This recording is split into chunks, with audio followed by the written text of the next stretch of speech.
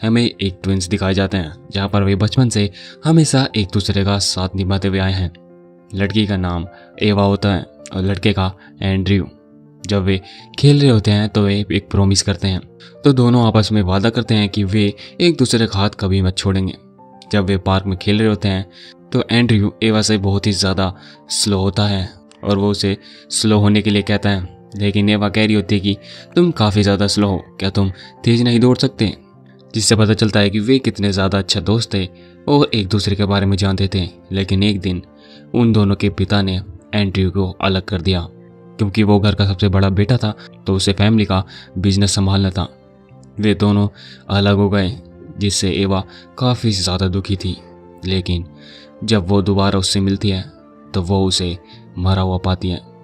उसके पिता उसे बताते हैं कि एंड्रयू काफ़ी ज़्यादा वीक था, लेकिन लड़की काफ़ी ज़्यादा चिल्लाती है और रोती है कि वो वीक नहीं था। लेकिन उसे याद आ रहा होता है कि उसी ने उसको एक बार वीक कहा था, जो उसे एंड्रयू के रूप में दिखाई देता है।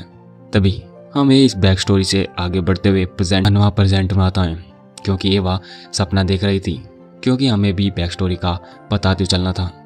अब जब एवा को पता चल चुका है कि ये सिर्फ एक सपना था तो आह भरती है और सोचते हैं कि कितना ज़्यादा समय हो चुका है जब मुझे एंड्रयू का इस तरह से सपना आया है। ये सपने से वो काफ़ी ज़्यादा ड्रेन भी हो चुकी थी। लेकिन तभी बेल भी बजती है। शाम के 4 बज चुके हैं और उसको कहीं तो भी जाना होता है। वो तैयार होकर नीचे आती है। एवा काफ़ी ज़्यादा प्रिटी लग रही है। तभी उसकी मोम उससे बुलाती है। वो कहती है कि क्यों ना तुम हमारे साथ आज डिनर कर लो। ये अपनी एवा की मदर होती है, सोफिया मोरेटी। तभी उसकी एल्डेस्ट सिस्टर यानी उसकी बड़ी बहन भी दिखाई जाती है, एंगल मोरेटी, जिसकी शादी हो चुकी है। उसका एक भाई भी होता है जिसकी भी शादी हो चुकी है, विंसेंट मोरेटी। और उसकी यंगर सिस्टर जो कि बेला मोरेटी होती है, वो भी अंगेज हो चुकी है। जो रहती है वो अपनी बंदी होती है एवा। एवरीवन फैमिली के सभी लगभग सेटल हो चुके हैं सिवाय अपनी एवा के। लेकिन अपनी बंदी एवा डिनर करने से मना कर देती है। वो अपनी मॉम को बताती हैं, क्योंकि आपने मेरे लिए एक फोर्स करके ब्लाइंड डेट जो सेट की है।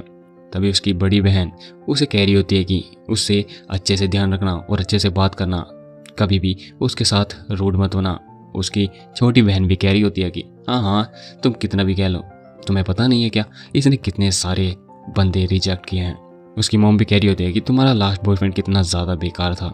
और उसका भाई भी उसे ताने मार रहा होता है कि हाँ मुझे पता है ये कभी भी नहीं बदलने वाली, क्योंकि ये एवा जो ठहरी।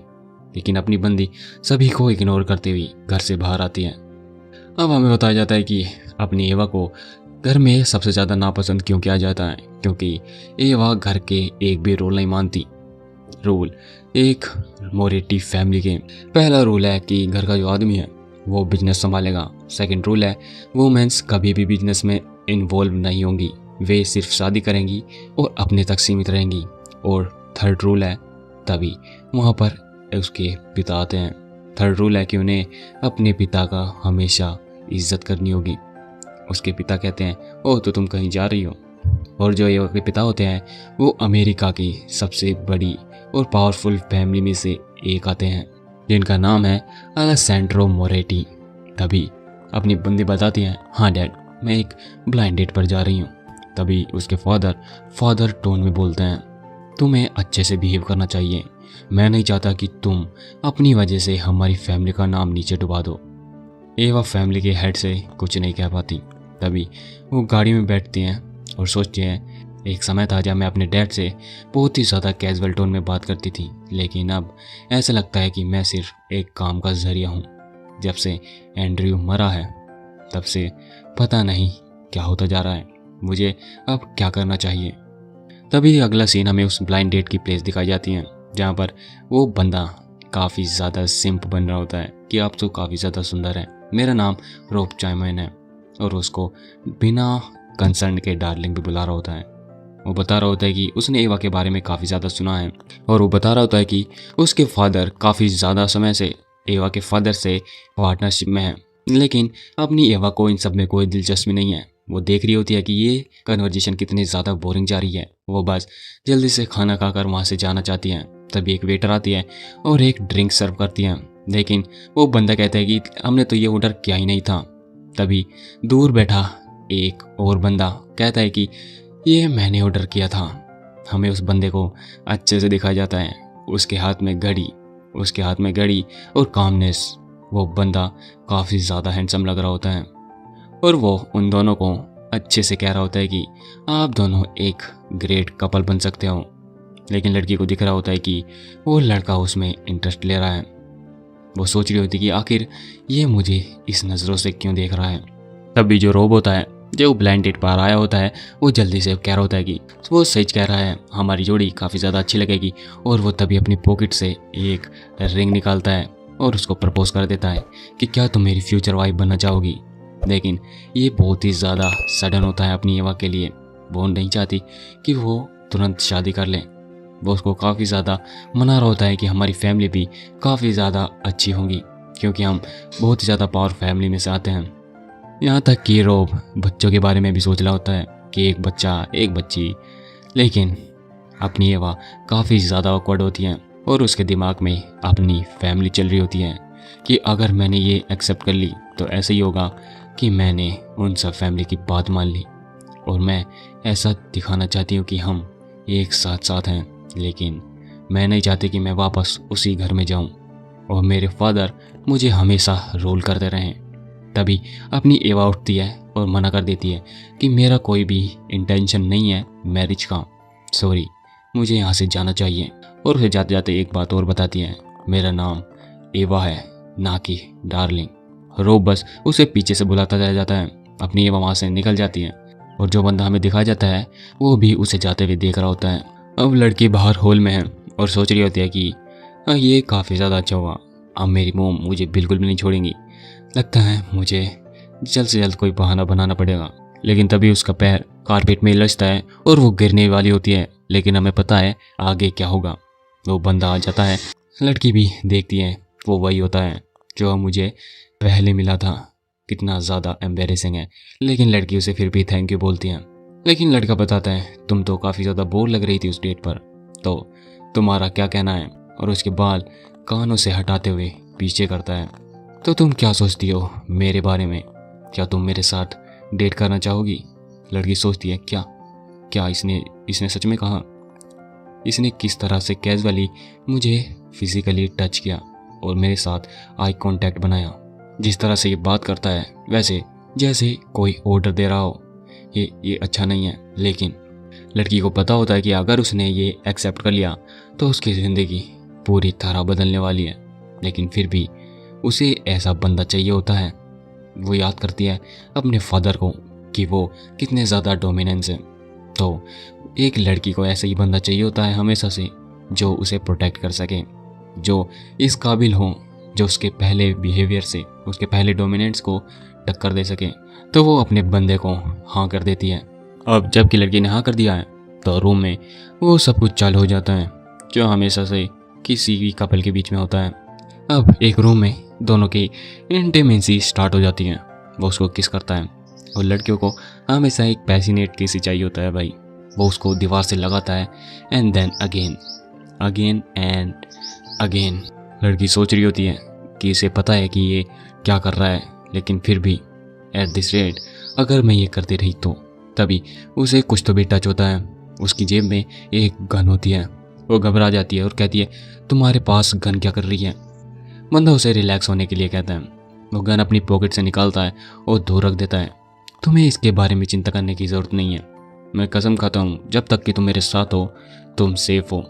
लड़की उसकी बात मान जाती है। लेकिन लड़के को पता है कि ये काफ़ी ज़्यादा जल्दी थी, तो वो कहता है कि हमें स्टार्ट करने से पहले अपने आप को थोड़ा रिलैक्स कर लेना चाहिए। तो क्यों ना हम पहले बात ले लें। जब दोनों ने बात ले चुका है, पहले लड़की बाहर आती है और वो देखती है कि वो बंदा किधर है। तभी वो पीछे से आता है और कहते हैं कि तुम तो काफ़ी ज़्यादा बढ़िया स्मेल कर रही हो। और उसका हाथ ऑलवेज एक बंदे का हाथ इस जगह पर कहाँ जाएगा। और वो इस सिचुएशन में लड़की का नाम पूछ रहा होता है। आखिर मैं तुमको क्या बुलाऊं। लड़की सोचती है कि नहीं, मैं इसे अपना असली नाम नहीं बता सकती।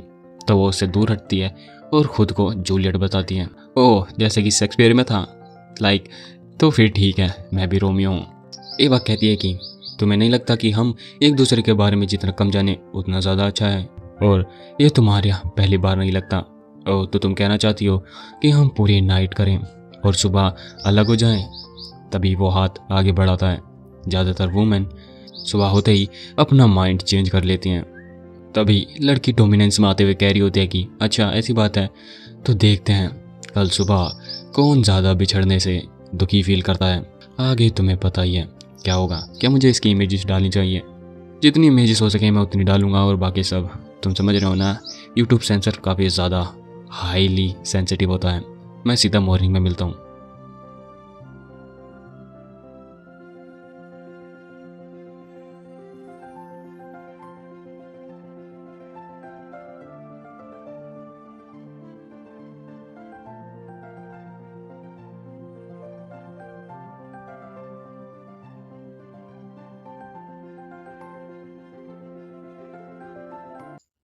सुबह एवा उठती है और आईने में देख रही होती है कि उसके पूरे शरीर पर लव बाइट्स होते हैं। लाइक ये बंदा पूरी दुनिया को बताना चाहता है कि हमने वन नाइट स्टैंड किया है। तभी वो बाथरूम से बाहर आती है और अपने बंदे को देखती है और देखती है कि वो सोते हुए एक एंजल की तरह लगता है। बिसाइड कि उसने कल रात को कितना ज़्यादा डेविल वाला काम किया था, और रात को हमें दिखाया जाता है कि वो उस पर पूरी तरह डोमिनेंस कर रहा होता है। लेकिन अपनी एवा को लगता है कि मैंने उस रात से पहले कभी भी इतना ज़्यादा एंजॉय नहीं किया था। और एवा एक नोट उसकी टेबल पर छोड़कर और उस पर एक किस डालकर चली जाती है। बाद में जब लड़का उठता है तब वो एवा को गुड मॉर्निंग कहता है, लेकिन देखता है कि एवा एक्चुअल में वो है ही नहीं। वो समझ जाता है कि वो ऑलरेडी लीव कर चुके हैं। तभी उसे टेबल पे वही नोट मिलता है जिसमें पैसे भी होते हैं।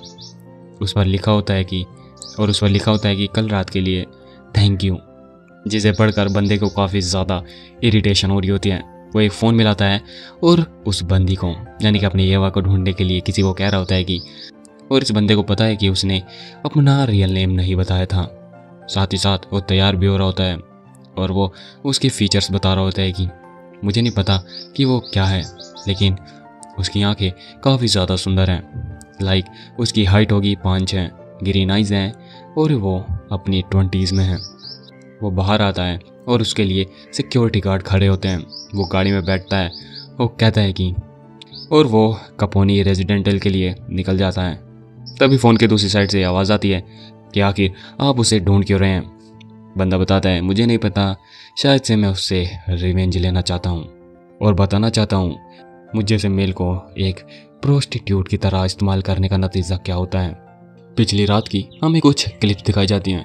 यहाँ पर लड़की बता रही होती है कि यानी कि अपनी एवा बता रही होती है कि लड़कों के साथ मेरे रिश्ते कुछ ज़्यादा अच्छे नहीं चलते क्योंकि मैं उनके साथ कंफर्टेबल फील नहीं करती।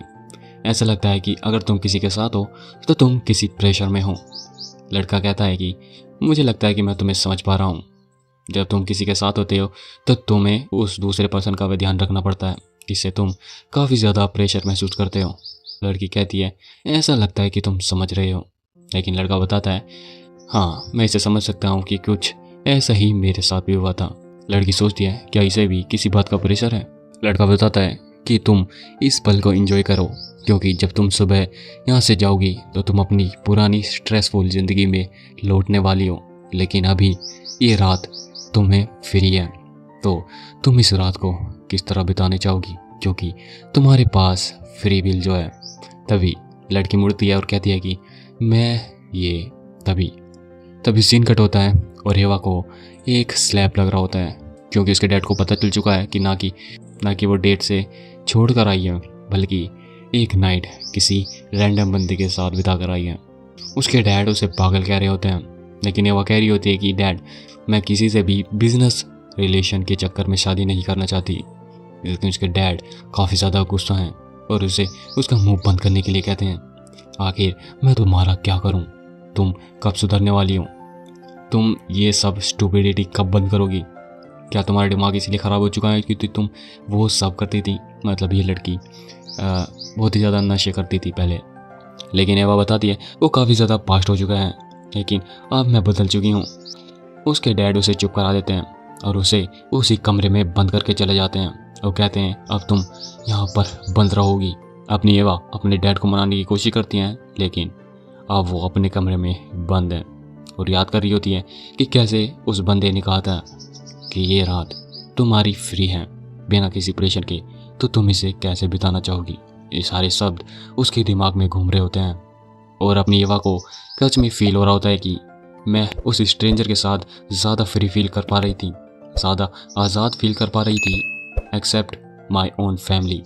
ऐसा लग रहा है मैं अपनी फैमिली में ही सफ़र कर रही हूँ। हमें इस दुनिया के जो भी पावरफुल फैमिलीज़ हैं उनके बारे में बताया जाता है, जो पूरी दुनिया में फैली हुई हैं। ये रशिया और न्यूयॉर्क में भी हैं, जो कैपोनली फैमिली ने इस्टेब्लिश किए हैं, जो कि न्यूयॉर्क में है। और जो भी हेड बनने वाला है नेक्स्ट कोपली फैमिली का, उसे यंग लायन कहा जाता है, जो कि वही बंदा होता है जो एवा के साथ वन नाइट स्टैंड करके बहुत ही ज़्यादा पछता रहा होता है। हमें इसका नाम पता चलता है जो कि निक होता है। निक अब जहाँ के लिए वो निकला था वहाँ पहुँच जाता है। वहाँ पर उसकी मैनेजर उस पर काफ़ी ज़्यादा चिल्ला रही होती है कि तुम चाहते हो कि मैं एक औरत का पीछा करूं? क्या तुम मुझे इतना ज़्यादा चीप समझते हो?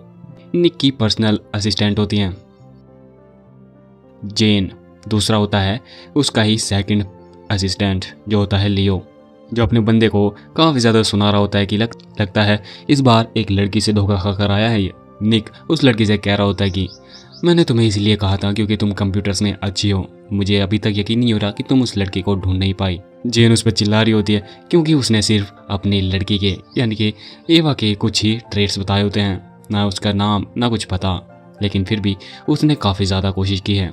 उसने सारी CCTV फुटेज चेक की, लेकिन एक भी साइन नहीं मिला उस लड़की का कि आखिर वो रहती कहाँ पर है। लेकिन निक फिर भी उसे ताना मारते हुए कह रहा होता है कि लेकिन मैंने तो सुना था कि तुम न्यूयॉर्क में सबसे ज़्यादा पॉपुलर हो किसी भी बंदे को फाइंड करने के लिए, लेकिन जिससे जेन और भी ज़्यादा चिढ़ जाती है। फिर निक सोचता है मुझे लगा नहीं था कि वो लड़की ढूंढना इतना ज़्यादा मुश्किल होने वाला है, लगता है मुझे काफ़ी ज़्यादा मेहनत करनी पड़ेगी। एवा उसे काफ़ी ज़्यादा इंटरेस्टिंग लग रही होती है। वो उसको याद कर रहा होता है कि जूलियट इतनी भी ज़्यादा ईजी वूमन नहीं लगती। वे दोनों मैनेजर्स काफ़ी ज़्यादा चिल होते हैं अपने बंदे को लेकर। तभी मैनेजर लियो कहता है कि क्या तुमने नहीं सुना कि अपना करोड़पति ग्रेट निक एक लड़की ने उसे वन नाइट स्टैंड के लिए पे भी कर दिया है। और दोनों काफ़ी ज़्यादा निक को चढ़ा रहे होते हैं, लेकिन निक भी ठान लेता है कि वो एवा को ढूंढेगा और उसके पैसे उसे वापस करेगा। तभी पीछे से आवाज़ आती है जो कि उसके डैड होते हैं, जो कि कैपोनली फैमिली के बॉस होते हैं, जियो कैपोनली। तभी लियो बताने वाला होता है कि कैसे निक को एक लड़की ने वन नाइट स्टैंड करके गोश्त कर दिया है, लेकिन निक उसे चिप करा देता है। डैड ये सब सुन रहे होते हैं और उस पर काफ़ी ज़्यादा हाश भर रहे होते हैं कि ये सब क्या चल रहा है, लेकिन निक कह रहा होता है कि इससे आपको कोई दिक्कत नहीं होगी, ना ही आप पर ना ही आपके काम पर। लेकिन उसके डैड कह रहे होते हैं कि तुम्हारी मॉम भी काफ़ी ज़्यादा चिंता कर दिया तुम्हारी मैरिज की, तो क्यों ना तुम जल्दी से शादी कर लो। लेकिन ये सब छोड़ निक पूछता है कि आखिर आप यहाँ पर कर क्या रहे हैं। उसके डैड बता दे कि मैं तुमसे कुछ बात करने आया हूँ। तुम्हें पता है ना हम किस चीज़ का काम करते हैं? कुछ लोग हैं जो हमारे शिपिंग बिजनेस में कुछ तो भी घपला कर रहे हैं, तुम्हें वहाँ जाकर देखना चाहिए कि आखिर वहाँ चल क्या रहा है। उसके डैड ये काम निक को देना चाहते हैं। तभी बीच में लियो बोलता है कि बॉस मैं ये करना चाहूँगा, लेकिन बीच में ही निक आ जाता है। डोंट वरी डैड, ये सब काम मैं संभाल लूँगा, मैं भी तो देखता हूँ आखिर ये बंदे हैं कौन। तभी हमें कुछ बंदे दिखाए जाते हैं जो कि एक एरोप्लेन से सामान उतार रहे होते हैं, और वहाँ पर एक बंदा भी होता है जो देख रहा होता है कि उसका अगला टारगेट कौन है। वो देखता है उसके फ़ोन में एवा की फ़ोटो होती है। अब इस बंदे के मन में भी कुछ भी खुराफात चल रहा है। हमें 1 महीने बाद का सीन दिखाया जाता है जहाँ पर फाइनली अपना निक और बंदों को उन ट्रेडर्स को ढूंढ लेता है। उसके पास लियो आता है, कहता है कि फाइनली हमने इन सबको ढूंढ ही लिया, जो ये बंदे हैं वे सिर्फ पैसे लेकर काम करने वाले हैं।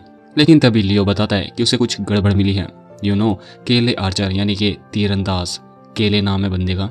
ये बंदा एक सिक्योरिटी गार्ड बिजनेस चलाता है, उसका बेटा है यानी कि ये काफ़ी रिच है, जिसने अभी अभी याच पार्टी यानी एक बोट पर पार्टी रखी थी। लेकिन वहाँ पर काफ़ी ज़्यादा अननोन बंदे दिखाई दिए थे। क्या तुम उसे देखना चाहोगे? निक मान जाता है कि ठीक है, पहले हम ये काम निपटाएंगे फिर रात को पार्टी में चलेंगे। लेकिन वो देखता है कि लियो काफ़ी ज़्यादा हंस रहा होता है, जिससे निक को कुछ समझ नहीं आ रहा होता है। वो बताता है कि मैंने सुना है कि तुम पिछले महीने से उसके पीछे यानी कि उसके मैनेजर के पीछे जिन के पीछे पड़े हो, क्योंकि वो अपनी एवा को ढूंढ तक नहीं पाई है। यहाँ तक कि तुम उसे ढूंढने में इतने ज़्यादा पागल हो कि तुम हर लड़की की फ़ोटो अब बार बार चेक करके देख रहे हो कि तुम्हारी जूलियट आखिर है कौन सी। लियो उसे काफ़ी ज़्यादा भड़का रहा होता है और इरिटेट कर रहा होता है कि तुम क्या अभी भी हार नहीं मानना चाहोगे। लेकिन अपना निक अपने कॉलर ठीक करता है और कहता है कि अब ये पर्सनल हो चुका है, मैं कसम खाता हूँ कि मैं उसे ढूंढ कर ही रहूँगा। वहीं दूसरी तरफ अपनी एवा, जिसको लॉकडाउन मिल चुका है, वह महीनों से अपने ही कमरे में बंद है। वो याद करती है कि कैसे वो भीख तक मांग चुकी है अपने डैड से कि उसे जाने दे, वो आज के बाद ऐसा कुछ भी नहीं करेगी, लेकिन फिर भी उसके डैड ने उसे वहीं बंद कर रखा है। तभी वहाँ पर उसकी सबसे छोटी बहन आती है। वो बता रही होती है कि मुझे अभी भी यकीन नहीं आ रहा कि पिताजी ने तुम्हें अभी तक बंद करके रखा है, आखिर वे अपनी बेटी के साथ ऐसे कैसे कर सकते हैं। लेकिन एवा कह रही होती है ये पहली बार तो नहीं है, पिछली बार उन्होंने मुझे 6 महीने के लिए बंद कर दिया था। लेकिन जो सबसे छोटी बेटी होती है वो एवा को बताती है कि पूरे न्यूयॉर्क में ये खबर फैल चुकी है कि एवा किसी के साथ, समझिए ना, 1 नाइट स्टैंड करके आई है। और वो उसे बताती है कि एवा ने इस बार लाइन क्रॉस कर दी है, जिससे एवा काफ़ी ज़्यादा चिढ़ रही होती है। लेकिन फिर भी उसके पास उसकी छोटी बहन आती है और कहती है चलो ना बाहर चलते हैं। लेकिन एवा मना करती है क्योंकि वो अभी भी लॉकडाउन में है। लेकिन वो यंगेस्ट सिस्टर कह रही होती है कि अब चलो भी, पिताजी भूल गए होंगे कि तुमने क्या गलती की है, अब तो वे तुम्हें माफ़ कर देंगे, चलो ना, अगर कुछ हुआ भी तो मैं संभाल लूँगी। वो ऐसी ज़िद करके उसे ले जाती हैं। वो बताती नहीं है कि उसे कहाँ ले जा रही है। तभी सीन कट होता है और एज एक्सपेक्टेड वो उसे कहाँ लाई होती है, उसी बोट वाली पार्टी पर, जिसे देखकर एवा काफ़ी ज़्यादा चिढ़ जाती है कि तुम मुझे लाई भी कहाँ, एक याच पार्टी पर, यानी कि एक बोट पार्टी पर। लेकिन उसकी यंगेस्ट सिस्टर कह रही होती है कि ये सिर्फ आम बोट पार्टी नहीं है, यहाँ पर किले, जिसका नाम हमने पहले भी सुना है, जो सिक्योरिटी गार्ड का बेटा था वही, वो काफ़ी ज़्यादा हैंडसम है, तुम्हें पता नहीं है कि वो कितना ज़्यादा पॉपुलर है यहाँ पर। एवा उसे वार्न कर रही होती है कि पिछले महीने मुझे इसी कारण से बंद किया गया था, तुम्हें याद है ना। तभी एवा उसे कुछ तो भी कह रही होती है, लेकिन इतने में थे उसकी यंगेस्ट सिस्टर वहाँ से निकल जाती हैं। अब एवा पछता रही होती है कि मैंने उसकी बात क्यों मानी, मुझे उसे देख लेना चाहिए था कि वो ज़्यादा क्यूरियस है इस पार्टी के लिए, ना कि मेरे लिए। लगता है एज ऑलवेज फिर से मुझे यहाँ से निकलना होगा। तभी उसे कोई तो भी आवाज़ मारता है एवा, जिसे देखकर एवा काफ़ी ज़्यादा शॉक हो जाती है। तभी हमें कुछ समय पहले का सीन दिखाया जाता है, जहाँ पर अपना निक लियो से पूछ रहा होता है कि क्या तुम्हें सच में लगता है कि यहाँ हमें कुछ क्लू मिलेगा। मुझे तो ऐसा लगता है कि तुम यहाँ पर इन लड़कियों के लिए आए हो, जिसमें लियो काफ़ी ज़्यादा खुश हो रहा होता है और अपना निक काफ़ी ज़्यादा इरिटेट। खैर लियो ये भी बताता है कि तुम्हें नहीं लगता कि यहाँ तुम्हारी जूलियट भी मिल सकती है। तभी निक लुक अराउंड करता है, चारों तरफ देखता है और उसे फाइनली अपनी एवा नज़र आ जाती है। निक वहाँ से उसका थैंक करते हुए निकल जाता है।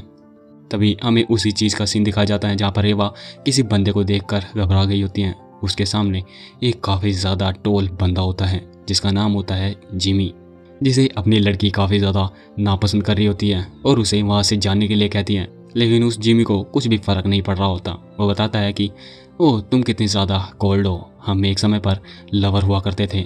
लेकिन एवा अपनी बंदी मना कर देती है, तुम ये क्या कहना चाहते हो, क्या तुम पागल हो चुके हो। जिमी कहता है ओह तो तुम्हें लगता है मैं पागल हो चुका हूँ। मुझे काफ़ी ज़्यादा अच्छा लगता है जब एक प्रिंसेस लाइक यू मेरे सामने बैक करे और उन चीज़ों को मांगे। यानी कि इस स्टोरी में जो ये बंदा है, इसने अपनी बंदी को वो वाला सामान, मतलब ये जिमी जो है अपनी बंदी के जीवन में जो भी वो सामान सप्लाई करते हैं ना, नशे वाला, वो है ये बंदा जिसने अपनी बंदी को एडिक्शन में डाला होगा। तभी वो उसे एक चीज़ का नाम लेता है जो कि उसी नशे वाली चीज़ से आता है। वो उसे ऑफ़र करता है, लेकिन इस बार बंदी जैसे ही अपने पास्ट को याद करती है कि उन सब के बाद उसका क्या हाल हो चुका था, वो मना कर देती है। तभी वो होश में आती है, क्यों, क्योंकि अपने बंदे ने, निक ने जिमी का हाथ पकड़ लिया होता है। निक कहता है ओह तुम्हें तमीज़ नहीं है क्या, एक प्रीटी लेडी से किस तरह बात करनी चाहिए। जिमी पूछता है अपने बंदे के बारे में, आखिर वो है कौन। लेकिन अपना बंदा एवा के सामने अपना वही नाम लेता है, मैं बस एक रोमियो हूँ। लेकिन वो सोच भी रही होती है कि ये वही आदमी है ना जो कि मैं होटल में मिली थी, आखिर ये यहाँ पर कर क्या रहा है। तभी जिमी उसे पंच मारने वाला होता है कि मुझे जाने दे, लेकिन वो देखता है कि अपने बंदे निक ने गन निकाल ली होती है वो कहता है कि अगर तुमने यहाँ भी कुछ भी करने की कोशिश की तो तुम नहीं चाहोगे कि तुम्हारे शरीर में एक होल बन जाए। जिमी सोचता है आखिर ये है कौन, इसने इस जैसे पब्लिक एरिया में गन कैसे बाहर निकाली, आखिर ये है कौन और इतना ज़्यादा फेमिलियर क्यों लग रहा है, यानी कि जाना पहचाना क्यों लग रहा है। ऐसे टाइम पर और बंदा क्या ही करेगा, वो वहाँ से भाग जाता है और वही डायलॉग मारता है, मैं तुम्हें देख लूँगा, बस इतना ही। खैर अपनी एवा भी काफ़ी ज़्यादा परेशान होती है कि ये जिमी भी मेरे लिए एक नाइटमेयर बन के रह गया है। यहाँ तक कि ये कम था कि अब ये आ चुका है, यानी कि अपनी निक की बात कर रही होती है। अब निक एवा को ग्रीट करता है, जबकि निक को उसका असली नाम पता चल चुका है। खैर एवा कुछ ज़्यादा खुश नहीं लग रही होती है। निक कहता है तुम्हें देख कर लग नहीं रहा है कि तुम मुझे देखकर काफ़ी ज़्यादा खुश हो, कि ये कितना ज़्यादा बुरा है। निक बताता है कि वो उसे पता नहीं कितने ज़्यादा हफ्तों से ढूंढ रहा है, यहाँ तक कि महीनों से, जो कि अपनी बंदे को यकीन नहीं हो रहा होता है। वो बताता है कि तुमने उस नाइट के लिए मेरे लिए कुछ पैसे छोड़े थे, जो कि लड़की को काफ़ी ज़्यादा एम्बेरस कर रहे होते हैं। निक कहता है मुझे आज तक कभी भी ऐसा फील नहीं कराया गया कि मैं एक प्रोस्टिट्यूट हूँ। खैर ये मुझे काफ़ी ज़्यादा ज़िद में डाल दिया कि मैं तुमसे एक बार तो मिलूँ। खैर एवा कहती है कि मैंने तो सिर्फ एक मजाक किया था। निक को यकीन नहीं होता कि वो सिर्फ एक मजाक था। एवा उससे माफ़ी मांगती है कि मैंने जब तुम्हें सोते हुए देखा इतने शांति से सो रहे थे कि मैंने तुम्हें टीज़ करने के लिए बस छोटा सा लेटर छोड़ दिया। अगर तुम्हें ये बुरा लगा हो तो मैं तुमसे माफ़ी मांगती हूँ। लेकिन ये अपने बंदे को काफ़ी ज़्यादा इम्प्रेस कर देता है। वो हाथ उठाता है, उसका हाथ पकड़ता है और कहता है कि अगर तुम्हें इतनी ज़्यादा गिल्टी फील हो रही है तो क्यों ना तुम मेरे साथ डेट पर चलो। और वो उसका हाथ चूमता है। मुझे यहाँ आसपास एक अच्छा सा रेस्टोरेंट पता है जहाँ पर नाइट में एक अच्छा सा व्यू मिलता है इस पूरी सिटी का, तो क्या ख्याल है, क्या तुम मेरे साथ डिनर करना चाहोगी। और हमें एक बढ़िया सी इमेज दिखाई जाती है, मतलब बढ़िया पोर्ट्रेट है भाई ये। लड़की उससे पूछती है आखिर क्यों, हमने तो पहले ही तय किया था ना कि वो सिर्फ एक वन नाइट स्टैंड होगा और हम दोनों रोमांटिक लाइफ के लिए बिल्कुल भी फिट नहीं है, तो आखिर क्यों। इसीलिए तो हमने वो सिर्फ वन नाइट स्टैंड किया था और अब ये बात डेट तक कहाँ से पहुँच गई। तभी एवा एक फेक स्माइल निकालती है और उससे ऑनेस्ट रहने के लिए पूछती है, कहती है क्या तुम सच बताओ, क्या तुम सच में दोबारा मेरे साथ सिर्फ एक नाइट बिताना चाहते हो। ये बात अपने निक को काफ़ी ज़्यादा कंफ्यूज कर जाती है। वो मना करता है लेकिन एवा ने पता नहीं सुना है कि नहीं सुना, उसके मन में चलता है मुझे ये पहले से पता था। अपना बंदा सिर्फ उसे बुलाता रह जाता है, लेकिन एवा वहाँ से निकल जाती है। कहती है मैं अब इन सब में इंटरेस्टेड नहीं हूँ, मुझे ऐसा लगता है कि तुम्हारे बेड के लिए तुम्हें किसी और को ढूंढ लेना चाहिए, इसीलिए मुझे ट्रबल में मत डालना। वो वहाँ से निकल रही होती है और सोच रही होती है कि आखिर मैंने सोचा क्या था। इसी तरह से तो जिमी ने मेरी पूरी ज़िंदगी जला दी थी। उसे याद आता है कैसे उसने उस जिमी ने किस तरह उसे बर्बाद कर दिया था। और अब वो अपने बंदे निक के बारे में सोचती है और सोचती है कि आखिर मैं क्या सोच रही थी कि मेरी पूरी ज़िंदगी बदल जाएगी, मैं कितनी ज़्यादा बड़ी गलती करने वाली थी। एवा वहाँ से निकल जाती है अपने बंदे को कन्फ्यूज़न में छोड़ते हुए। तभी हमें दूसरी जगह एक मीटिंग का सीन दिखाया जाता है जहाँ पर अपने निक के फादर होते हैं जो एक बंदे से मिलने आए होते हैं। वे एक दूसरे को ग्रीटिंग करते हैं, लॉन्ग टाइम नो सी, और आपसे मिलकर काफ़ी अच्छा लगा। इसको स्किप करते हैं। खैर वहाँ पर बात चल रही होती है कि रशियंस ने अपने हेडक्वार्टर पर काफ़ी ज़्यादा हमले करने शुरू कर दिए हैं। वे काफ़ी ज़्यादा एग्रेसिव हो चुके हैं, उन्होंने हमारे सारे सामान तक लूटने शुरू कर दिए हैं। तो इसलिए हम इनसे बचने के लिए निक के फादर एक सजेशन देते हैं अलायंस का, जो रशियंस के खिलाफ काफ़ी ज़्यादा अच्छी टक्कर देंगे। लेकिन सामने बैठा बंदा कहता है कि मैं तुम्हारे शब्दों पर विश्वास क्यों करूं, क्योंकि तुम मुझे काफ़ी ज़्यादा सीरियस लग रहे हो। सामने वाला बैठा बंदा कह रहा होता है कि तुम्हें सही में लगता है तुम अपने बातों पर टिक पाओगे, हालांकि मैं तुम्हारे ज़बान पर क्यों ही विश्वास करूँगा।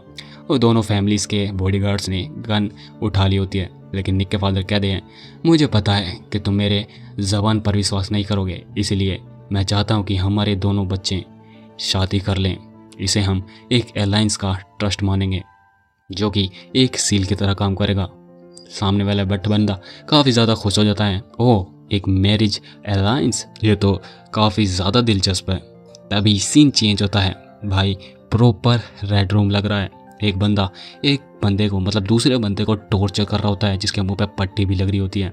वो कुछ डायलॉग बोलता है, तुम मुझसे झूठ क्यों बोल रहे थे। तभी वो उसके नाखून को पाड़ देता है जिससे उसे काफ़ी ज़्यादा दर्द होता है और हमें उसे दिखाया जाता है एक्चुअल में ये वही बंदा है जो उस दिन यानी कि 1 महीने पहले जो एरोप्लेन से सामान चोरी कर रहे थे और ये छत पे बैठा था और अपनी एवा की इमेज देख रहा था। ये वही बंदा है।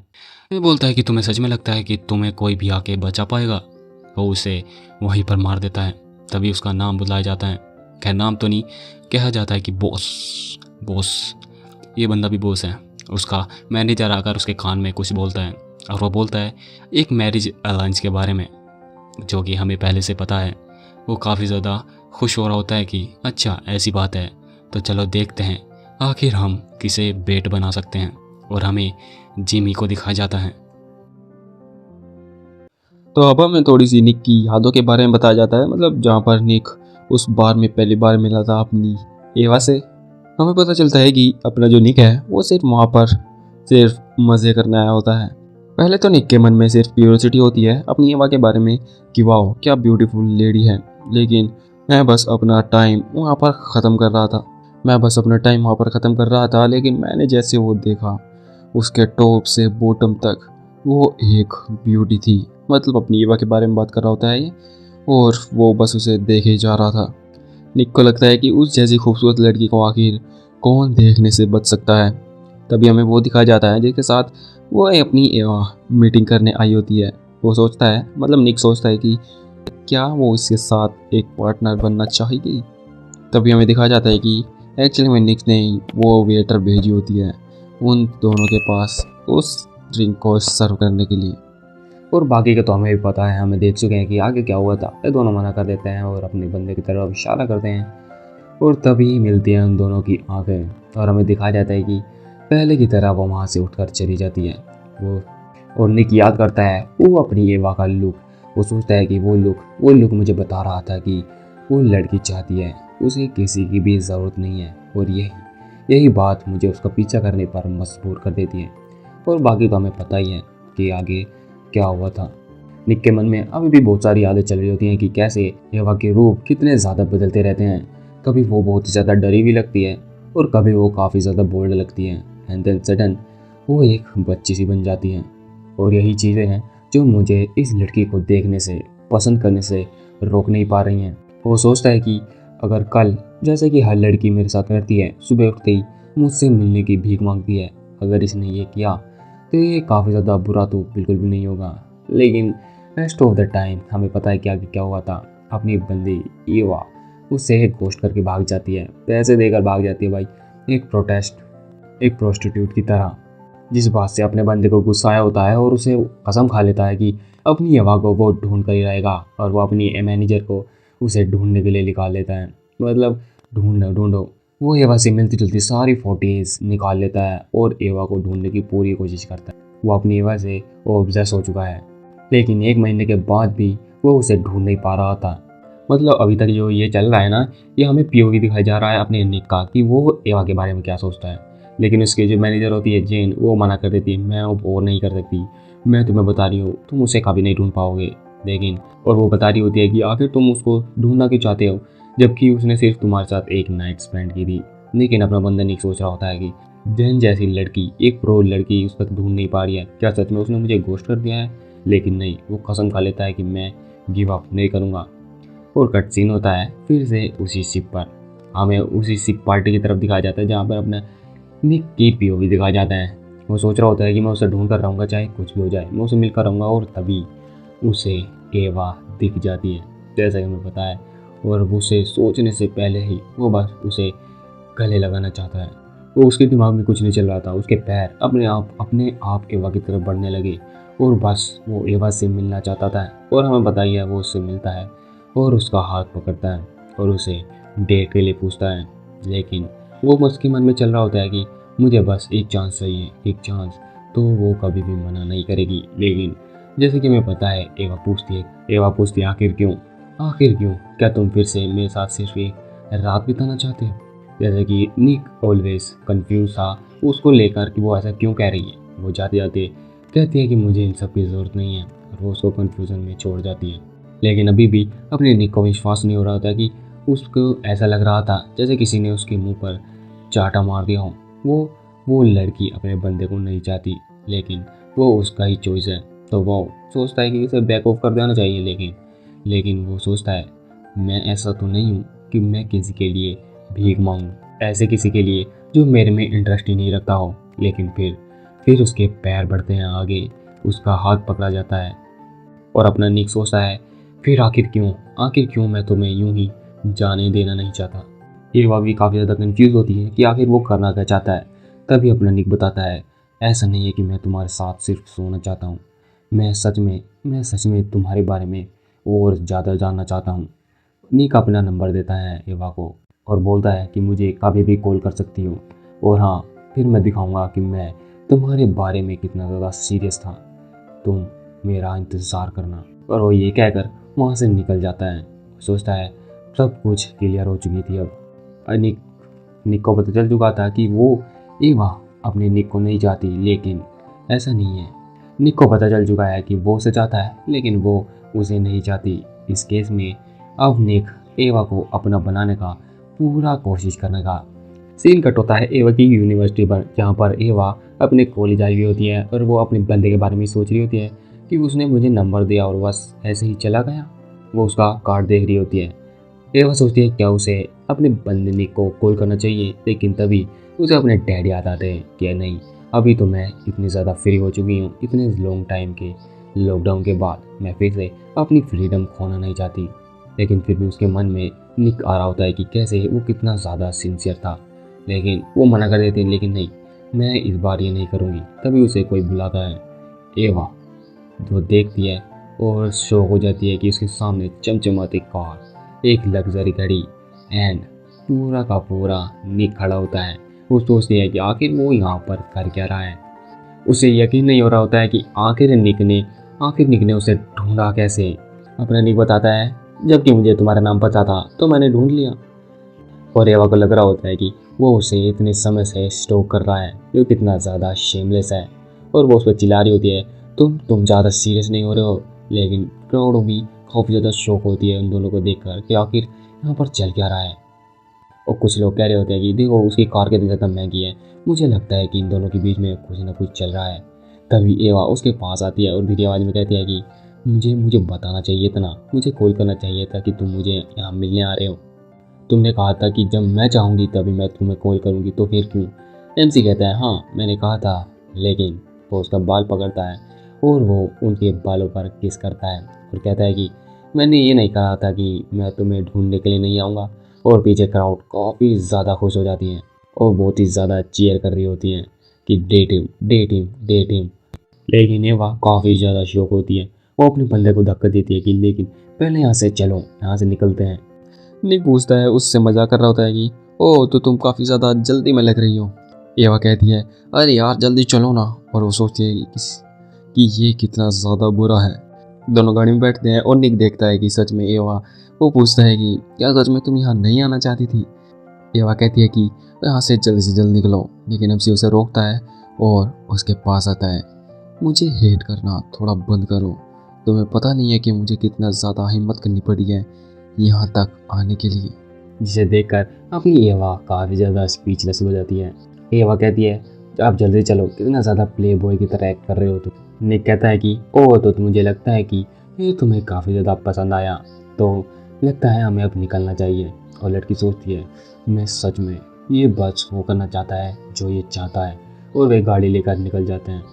अपना बंदा निक अपने आप को इंट्रोड्यूस करता है कि उसका नाम निक है, लेकिन एवा कुछ भी इंटरेस्ट नहीं दिखा रही होती है। तभी अपना निक उसके बारे में सब कुछ बता देता है कि तुम्हारा नाम एवा जोन्स है, तुम्हारी एज 23 है और तुम लो की पढ़ाई कर रही हो। और अपनी एवा काफ़ी ज़्यादा इरिटेट हो रही होती है और शौक में होती है कि इतना सब कुछ उसे कैसे पता है। लेकिन अपनी लड़की एवा काफ़ी ज़्यादा रिलीव होती है कि उसे उसका रियल नाम नहीं पता है और उसने जो अपना स्कूल है वो भी फेक आईडी से रजिस्टर कराया हुआ है। वो कहती है कि ठीक है, मैं तुम्हें वार्न कर रही हूँ, मेरे डैड बहुत ही ज़्यादा स्कैरी हैं, तो कुछ भी फ़नी करने की कोशिश मत करना, वरना तुम अपने आप को कहीं और ही पाओगे। लेकिन निक हंस रहा होता है, ओह अगर ऐसी बात है तो ये काफ़ी ज़्यादा डरावना लग रहा है। लेकिन निक उसे देखता है और कहता है कि तुम चिंता मत करो, हम एक बेहतरीन डेट पर जाने वाले हैं, ये काफ़ी ज़्यादा फन होगा। तभी वो अपने बंदे को देखते हुए सोचती है कि तुम्हें सही में लगता है जब तक कि मैं तुम्हारे साथ हूँ मैं इंजॉय कर भी पाऊँगी, और क्या हो सकता है कि मैं तुम्हें आज के बाद देख भी ना पाऊँ। तो चलो देखते हैं ये आखिर कहाँ ले जाना चाहता है। तभी हमें सीन कट होता है जहाँ के सीन को एवा देख कर काफ़ी ज़्यादा शौक हो जाती है। वो बिलीव कर नहीं पा रही होती है कि वो एक हॉर्स के तबेले में आ चुके हैं। मतलब वहाँ काफ़ी ज़्यादा बेहतरीन हॉर्सेस होते हैं। एवा पूछती है क्या ये सब तुम्हारे घोड़े हैं? निक कहता है कि हाँ हाँ, ये मेरी फैमिली के लिए वोकेशन स्पॉट है। जब हम छोटे थे मैं अपने सिबलिंग्स के साथ यहाँ काफ़ी ज़्यादा मज़े करने आया करता था। और इसी दौरान अपनी एवा को भी पता चलता है कि अपने बंदे का भी कोई कजिन है या कहीं सिबलिंग है। तभी उसे एक घोड़ा दिखता है, काला घोड़ा। तभी वह आगे बढ़ती है और उसका नाम पूछती है। उसका नाम होता है कैसियो। वो उसकी खूबियाँ बताते हैं कि ये काफ़ी ज़्यादा बैड टेम्पर का है, इसे ट्रेन करना काफ़ी ज़्यादा मुश्किल है, ये काफ़ी ज़्यादा एरोगेंट है। लेकिन जैसे ही अपनी एवा उसको छूती है वो काफ़ी ज़्यादा ब्लश करने लगता है। मतलब घोड़ा अपना बंदा, मतलब घोड़ा एवा को काफ़ी ज़्यादा पसंद कर रहा होता है, लेकिन अभी भी अपने बंदे को यकीन नहीं हो रहा था कि वो उसे कितनी ज़्यादा इजीली ट्रेन कर पा रही होती है। और एवा को वो घोड़ा काफ़ी ज़्यादा पसंद आ रहा होता है और वो उसे काफ़ी ज़्यादा सुंदर लगता है। सडनली अपना बंदा उससे कहता है कि क्या तुम इस पर राइड करना पसंद करोगी? एवा काफ़ी ज़्यादा खुश हो जाती है, लेकिन तब वो देखती है कि वह एक ही घोड़े पर दोनों राइड करने वाले हैं, तो वो काफ़ी ज़्यादा नाराज़ हो जाती है कि हम दोनों अलग अलग घोड़े पर क्यों राइड नहीं कर सकते। तभी अपना बंदा निक कहता है कि मैं एक बिगनर को खुद से एक घोड़े को राइड करना नहीं देना चाहता। तभी अपना बंदा घोड़े को काफ़ी ज़्यादा तेज़ी से भगाते हुए ले जा रहा होता है, जिससे वह काफ़ी ज़्यादा डर जाती है और कहती है कि ये काफ़ी ज़्यादा फास्ट है। लेकिन अपना बंदा कहता है जैसा कि मैंने तुम्हें पहले भी कहा है, तुम मेरे साथ हमेशा सेफ रहोगी। और जैसे ही वह आँखें खोलती है उसके सामने होता है एक ब्यूटीफुल सीनरी। मतलब क्या ही, उसे काफ़ी ज़्यादा खूबसूरत लग रही होती है। वो बहुत ही ज़्यादा शौक हो जाती है कि ये कितनी ज़्यादा खूबसूरत है। उसे याद आता है कि जब वो छोटी थी वो ऐसी जगह पर आया करती थी और उसे काफ़ी ज़्यादा अच्छा लगता था। लेकिन मुझे नहीं लगता कि मैं ऐसी राइडिंग मैंने कब की है। और उसे लगता है कि जब वो राइड कर रही थी वो उसे ऐसा लग रहा था कि वो एक खुले आसमान में उड़ रही हो। अपना बंदा बताता है कि जब वो छोटा था वो अक्सर यहाँ पर आया करता था और वो हमेशा से ऐसी राइड लिया करता था और वो फील करता था कि वो आसमान में, खुले आसमान में फ्री उड़ रहा है, जिसे देखकर एवा काफ़ी ज़्यादा इम्प्रेस लगती है अपने बंदे से। और अपना बंदा कहता है इसलिए मुझे लगा कि तुम भी इसे काफ़ी ज़्यादा इंजॉय करोगी, जिसे देखकर एवा काफ़ी ज़्यादा ब्लश करने लगती हैं। खैर शाम हो जाती है और ये कितनी ज़्यादा स्ट्रेंज की बात है कि वे अभी भी साथ में हैं। उन्हें एंजॉय करते करते लगभग शाम हो जाते हैं। वे एक पिकनिक बना रहे होते हैं। उसी जगह पर अपना निक अपनी आवाज़ से एक क्वेश्चन पूछता है, ओह तो तुम लॉयर बनना चाहती हो? वो हाँ में जवाब देती है। वो बताती है कि मेरे डैड बिल्कुल भी पसंद नहीं करते थे कि उनकी फैमिली में से या कहीं उनकी डॉटर कोई भी प्रोफेशनल बने, लेकिन मैंने उन्हें कन्विंस कर लिया कैसे न कैसे करके कि फैमिली में एक लॉयर होगा तो अच्छी बात है। वो बताती है कि अभी भी वो इतनी ज़्यादा कन्विंस नहीं है, वे बस समझते हैं कि मैं सिर्फ एक एसिड हूँ कि उनकी फैमिली के लिए पॉलिटिकल मैरिज या ऐसे ही किसी धंधे के लिए बनी हूँ। जिसे सुनकर अपना एमसी यानी कि निक काफ़ी ज़्यादा स्पीचलेस हो जाता है। तभी एमसी बैठता है और कहता है कि मुझे लगता है कि मुझे तुम्हारी प्रॉब्लम का सोल्यूशन मिल चुका है। एवा पूछती है आखिर वो क्या है? तभी एमसी एवा की गालों को पकड़ता है या कहीं चेहरों को पकड़ता है और कहता है कि मुझे डेट करो और मैं तुम्हें फ्री कर दूंगा। बाद में सीन कट होता है और हमें दिखाया जाता है एवा के घर पर, जहाँ पर वो घर पर आ चुकी है और अपने बिस्तर पे ऐसे गिर जाती है जैसे कि वो काफ़ी ज़्यादा थक चुकी है और सोचती है अपने बंदे के बारे में, कैसे उसने कहा था कि मुझे डेट करो और मैं तुम्हें फ्री कर दूंगा। और उसके बाद उसने किस भी किया था और सोचती है कि वो आगे कहना क्या चाहता था, आखिर उसका मतलब क्या था। वो काफ़ी ज़्यादा ब्लश कर रही होती है और उठती है। वो सोचती है कि इसका क्या मतलब है कि अब हम डेट करने वाले हैं। वो सोचती है मुझे शांत रहना चाहिए।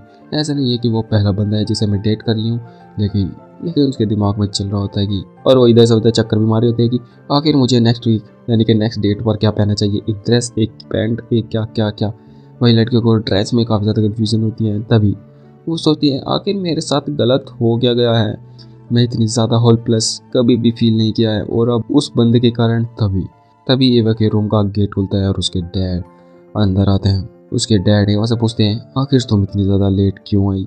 एवा बताती है कि मैंने स्कूल में कुछ काम निपटाना था इसलिए मैं थोड़ी लेट हुई। लेकिन इससे उसके डैड काफ़ी ज़्यादा गुस्सा हो जाते हैं और उस पर चिल्ला रहे होते हैं कि इसीलिए मैं नहीं चाहता कि तुम कभी भी कॉलेज जाओ, समझी। तभी वो पूछती है, आखिर आप यहाँ पर किस बारे में बात करना आए थे। तभी उसके डैड जाते जाते कहते हैं कि कल हमारी एक इम्पोर्टेंट मीटिंग है, तो कल तैयार रहना। एवा अपने डैड से पूछती है, क्या इम्पोर्टेंट मीटिंग, वो आखिर है क्या। लेकिन उसके डैड जाते कहते हैं कि लेट मत होना, समझी। और हाँ, ये एक फैमिली है तो एक अच्छी सी ड्रेस पहन के आना। उसके डैड अपने एवा को पीछे कंफ्यूजन में छोड़कर चले जाते हैं कि ये क्या, एक अच्छी सी ड्रेस पहन के आने, आखिर कल होने क्या वाला है। कल सुबह होती है और हमें दिखाया जाता है कि उसके डैड ने उसे किसी होटल में बुलाया होता है शाम के 6 बजे। अपनी एवा अब मतलब होटल के सामने खड़ी है और वो टाइम पर पहुंच चुकी है और अपनी बंदी काफ़ी ज़्यादा स्टनिंग लग रही होती है। अगर तुम्हें आवाज़ में कोई दिक्कत लग रही है तो सॉरी, मेरे गला थोड़ा सा ख़राब रखा है। तो चलो मानवा को कंटिन्यू करते हैं। वो सोचती है आखिर ये किस बारे में हो सकता है, लेकिन जो भी हो मुझे इस मीटिंग को लेना ही होगा और ये मुझे करना ही होगा। अगर मैं इस अपॉर्चुनिटी को लेने में कामयाब हो गई, वो लिफ्ट में जाती है कि मुझे उसे करना ही होगा, इस मीटिंग को कामयाब करना ही होगा। वो लिफ्ट में होती है और सोचती है कि अगर मैंने ये सब कुछ कर दिया, अगर ये मीटिंग अच्छे से चली गई तो मेरे डैड मुझे फाइनली रिस्पेक्ट की नज़रों से देखेंगे। लेकिन तभी लिफ्ट का दरवाज़ा खुलता है। लिफ्ट का दरवाज़ा खुलता है, एक बंदे ने लिफ्ट अपने हाथों से रोकी होती है। अपनी एवा अपने मन में खोई हुई होती है। एक बंदा अंदर आता है, लेकिन तभी अपनी बंदी एवा की नज़र उस बंदे पर जाती है। वो एक्चुअली में निक होता है। वो चिल्ला कहती, निक तुम यहाँ क्या कर रहे हो। तभी अपने बंदे को भी वो दिख जाती है। तभी वह चिल्लाती है कि क्या तुम फिर से मेरा पीछा कर रहे हो। लेकिन अपना एमसी उसके पास अपना हाथ रखता है और कहता है कि ओह, तो आखिर तुम यहाँ क्या कर रही हो। वो उसे स्पीचलेस छोड़ देता है और कहता है कि ऐसा लगता है कि तुम किसी मीटिंग पर जा रही हो, तुमने इतनी ज़्यादा ब्यूटीफुली ड्रेस जो पहन रखी है। तभी एवा उसे बताने लगती है कि मैं जिससे मिलने जा रही हूँ। तभी उसे क्लिक करता है कि अपना बंदा सोच रहा है कि वो किसी के साथ डेट पर जा रही है। अपनी एवा हंसने लगती है कि गलत मत सोचना, मैं किसी के साथ मिलने नहीं जा रही, मैं बस अपने फादर के साथ एक मीटिंग पर जा रही हूँ। आफ्टर ऑल मैं दूसरे आदमी को क्यों ही ढूंढूंगी जबकि मेरे पास तुम जो हो। भाई ये काफ़ी ज़्यादा बोल्ड कन्फेशन था, लेकिन अपने एमसी को भी ये काफ़ी ज़्यादा शौक कर देता है और अपना एमसी एवा के कंधे पर अपना सिर पटक देता है कि अच्छा, ऐसा लगता है कि अब हमारे दिन यानी कि हमारे बीच में काफ़ी ज़्यादा अच्छी सिचुएशन बनती जा रही है। तभी वो उसके नेक पर एक किस करता है जिसे एवा काफ़ी ज़्यादा ब्लश हो जाती है। फिर से यार वही सिचुएशन आ जाती है यूट्यूब गाइडलाइंस की। मैं ये इमेज डालने वाला हूँ डेफिनेटली, लेकिन थोड़ी सी ब्लर में, तो एडजस्ट कर लेना। वो उसको किस करता है अगेन एंड वो मना कर रही होती है कि मुझे किसी से मिलने जाना है, मतलब अपने डैड से मिलने जाना होता है, किसी से नहीं। वो बता रहा होता है कि अभी भी हमारे पास काफ़ी ज़्यादा टाइम है, ये काफ़ी ज़्यादा समय नहीं लगने वाला है इस चीज़ में। वो अगेन जो कि हमें दिखाना नहीं है, जो कि ब्लर में है, वो सोच रही होती है कि नहीं, हम अभी भी 19 फ्लोर से सिर्फ 4 फ्लोर दूर है। मतलब वो काफ़ी ज़्यादा घबरा रही होती है कि हम बस पहुंचने वाले हैं। उसका हाथ यानी कि एमसी का हाथ काफ़ी ज़्यादा आगे बोल्ड तरीके से बढ़ता जा रहा है और लिफ्ट भी 19 फ्लोर की तरफ बढ़ती जा रही है। काफ़ी ज़्यादा स्ट्रेस हो रखा होता है दोनों के बीच में। एवा काफ़ी ज़्यादा प्लस कर रही होती है और स्ट्रेस्ड होती है कि मैं बस 19 फ्लोर पर पहुंचने वाली हूँ। और तभी 19 फ्लोर टिंग करके खुलता है और उसके सामने जो होते हैं वो एवा के डैड होते हैं। उसके डैड पूछते हैं आखिर तुम यहाँ क्या कर रहे हो। वो एवा को लगता है कि वो उसके डैड उसके बारे में पूछ रहे हैं, लेकिन वो जैसे ही एक्सप्लेन करने वाली होती है अपना बंदा बोलता है। उसके डैड बोलते हैं निक को कि तुमसे मिले तो काफ़ी ज़्यादा समय हो चुका है। अपना निक भी उन्हें हेलो करता है कि आपको देखे हुए भी काफ़ी ज़्यादा समय हो चुका है, आपसे मिलकर अच्छा लगा डॉन मोरेटी एमसी यानी कि अपनी एवा काफ़ी ज़्यादा शौक होती है और ये सोच रही होती है कि क्या ये एक दूसरे को जानते हैं। तब उसके डैड कहते हैं कि एवा अपनी मतलब इसको हेलो करो, अपने बंदे निक को, ये कोपेन फैमिली का फ्यूचर हेड बनने वाला है। और अब उसके डैड बम फोड़ते हैं कि यही बंदा है और जिसके साथ तुम शादी करने वाली हो। ये बात दोनों को शौक में छोड़ जाती है। लेकिन अब हमें शौक मिलता है क्योंकि कुछ दिनों पहले का सीन दिखाया जाता है जहाँ पर निक को पहले ही पता चल चुका है कि उसे शादी होने वाली है, मतलब एक मैरिज रिलायंस होने वाला है। लेकिन उसको ये नहीं पता था कि वो अपनी बंदी एवा ही होती है। वो अपने डैड से पूछता है कि क्या मैं मैरिज करने वाला हूँ। उसके डैड बताते हैं कि रशियंस जिन्होंने अपना मूव चलना शुरू कर दिया है, अब हमें अमेरिकन्स को एक साथ आना होगा, इसीलिए एक मैरिज अलायंस कंडक्ट किया है जिसे दोनों को शौक छोड़ जाता है। लेकिन अपना बंदा कहता है कि ठीक है मैं समझता हूँ, लेकिन बाद में उससे पूछता है उसका मैनेजर कि क्या सच में, क्या तुम सच में ये सब करने वाले हो। एमसी पूछता है कि क्या तुम किस बारे में बात कर रहे हो। वो बताता है कि नहीं, मुझे लगता है कि तुम्हारे बीच में, तुम और जूलियट के बीच में, तुम्हारे बीच में तो काफ़ी ज़्यादा अच्छा चल रहा है ना, तो फिर क्यों। वो बताता है कि नहीं, ये ठीक है, वैसे भी मैं इस शादी को तोड़ने वाला हूँ। ये बात निक के मैनेजर को शो कर देती। क्या क्या क्या कह रहे हो। तब एमसी अपने मैनेजर को बताता है कि हम शादी कैसे करेंगे अगर मेरी फियांसे भाग जाए तो। तभी उसके मैनेजर को काफ़ी ज़्यादा शौक हो रहा होता है और डर लग रहा होता है कि तुम ये क्या करने वाले हो। जब भी तुम ऐसा फेस बनाते हो ना, तो ऐसा लगता है कि मेरे रीढ़ की हड्डी में एक तीर सा घुस रहा है। अपना एमसी काफ़ी ज़्यादा मुस्कुरा रहा होता है।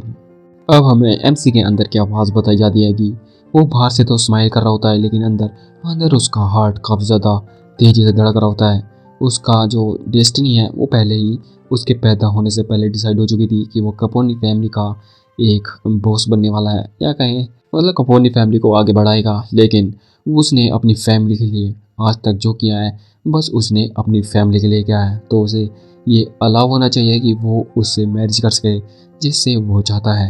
ये काफ़ी ज़्यादा बेसिक थिंग है। तो आखिर क्यों। तब इसे याद आता है कि उसने कैसे वादा किया था एवा से कि अगर वो उसे डेट करती है कि वो उसे, तो वो एवा को फ्री कर देगा। उसे याद आता है कि कैसे उसने यही शब्द दोहराए थे, और उसे याद आता है कि उसने आखिर ये सब क्यों कहा था। क्योंकि जब भी वो एवा को देखता है उसे याद आता है अपनी फैमिली। जब भी वो अपनी फैमिली की बात करती है, उसे अपनी फैमिली के बारे में बात करते हुए नज़र आती है। तो इसीलिए वो मुझे याद दिलाती है कि उसके दिल पर क्या गुजरती है। इसलिए मैं चाहता हूँ एटलीस्ट एवा अपने आप को फ्री फील करे, आज़ाद फील करे।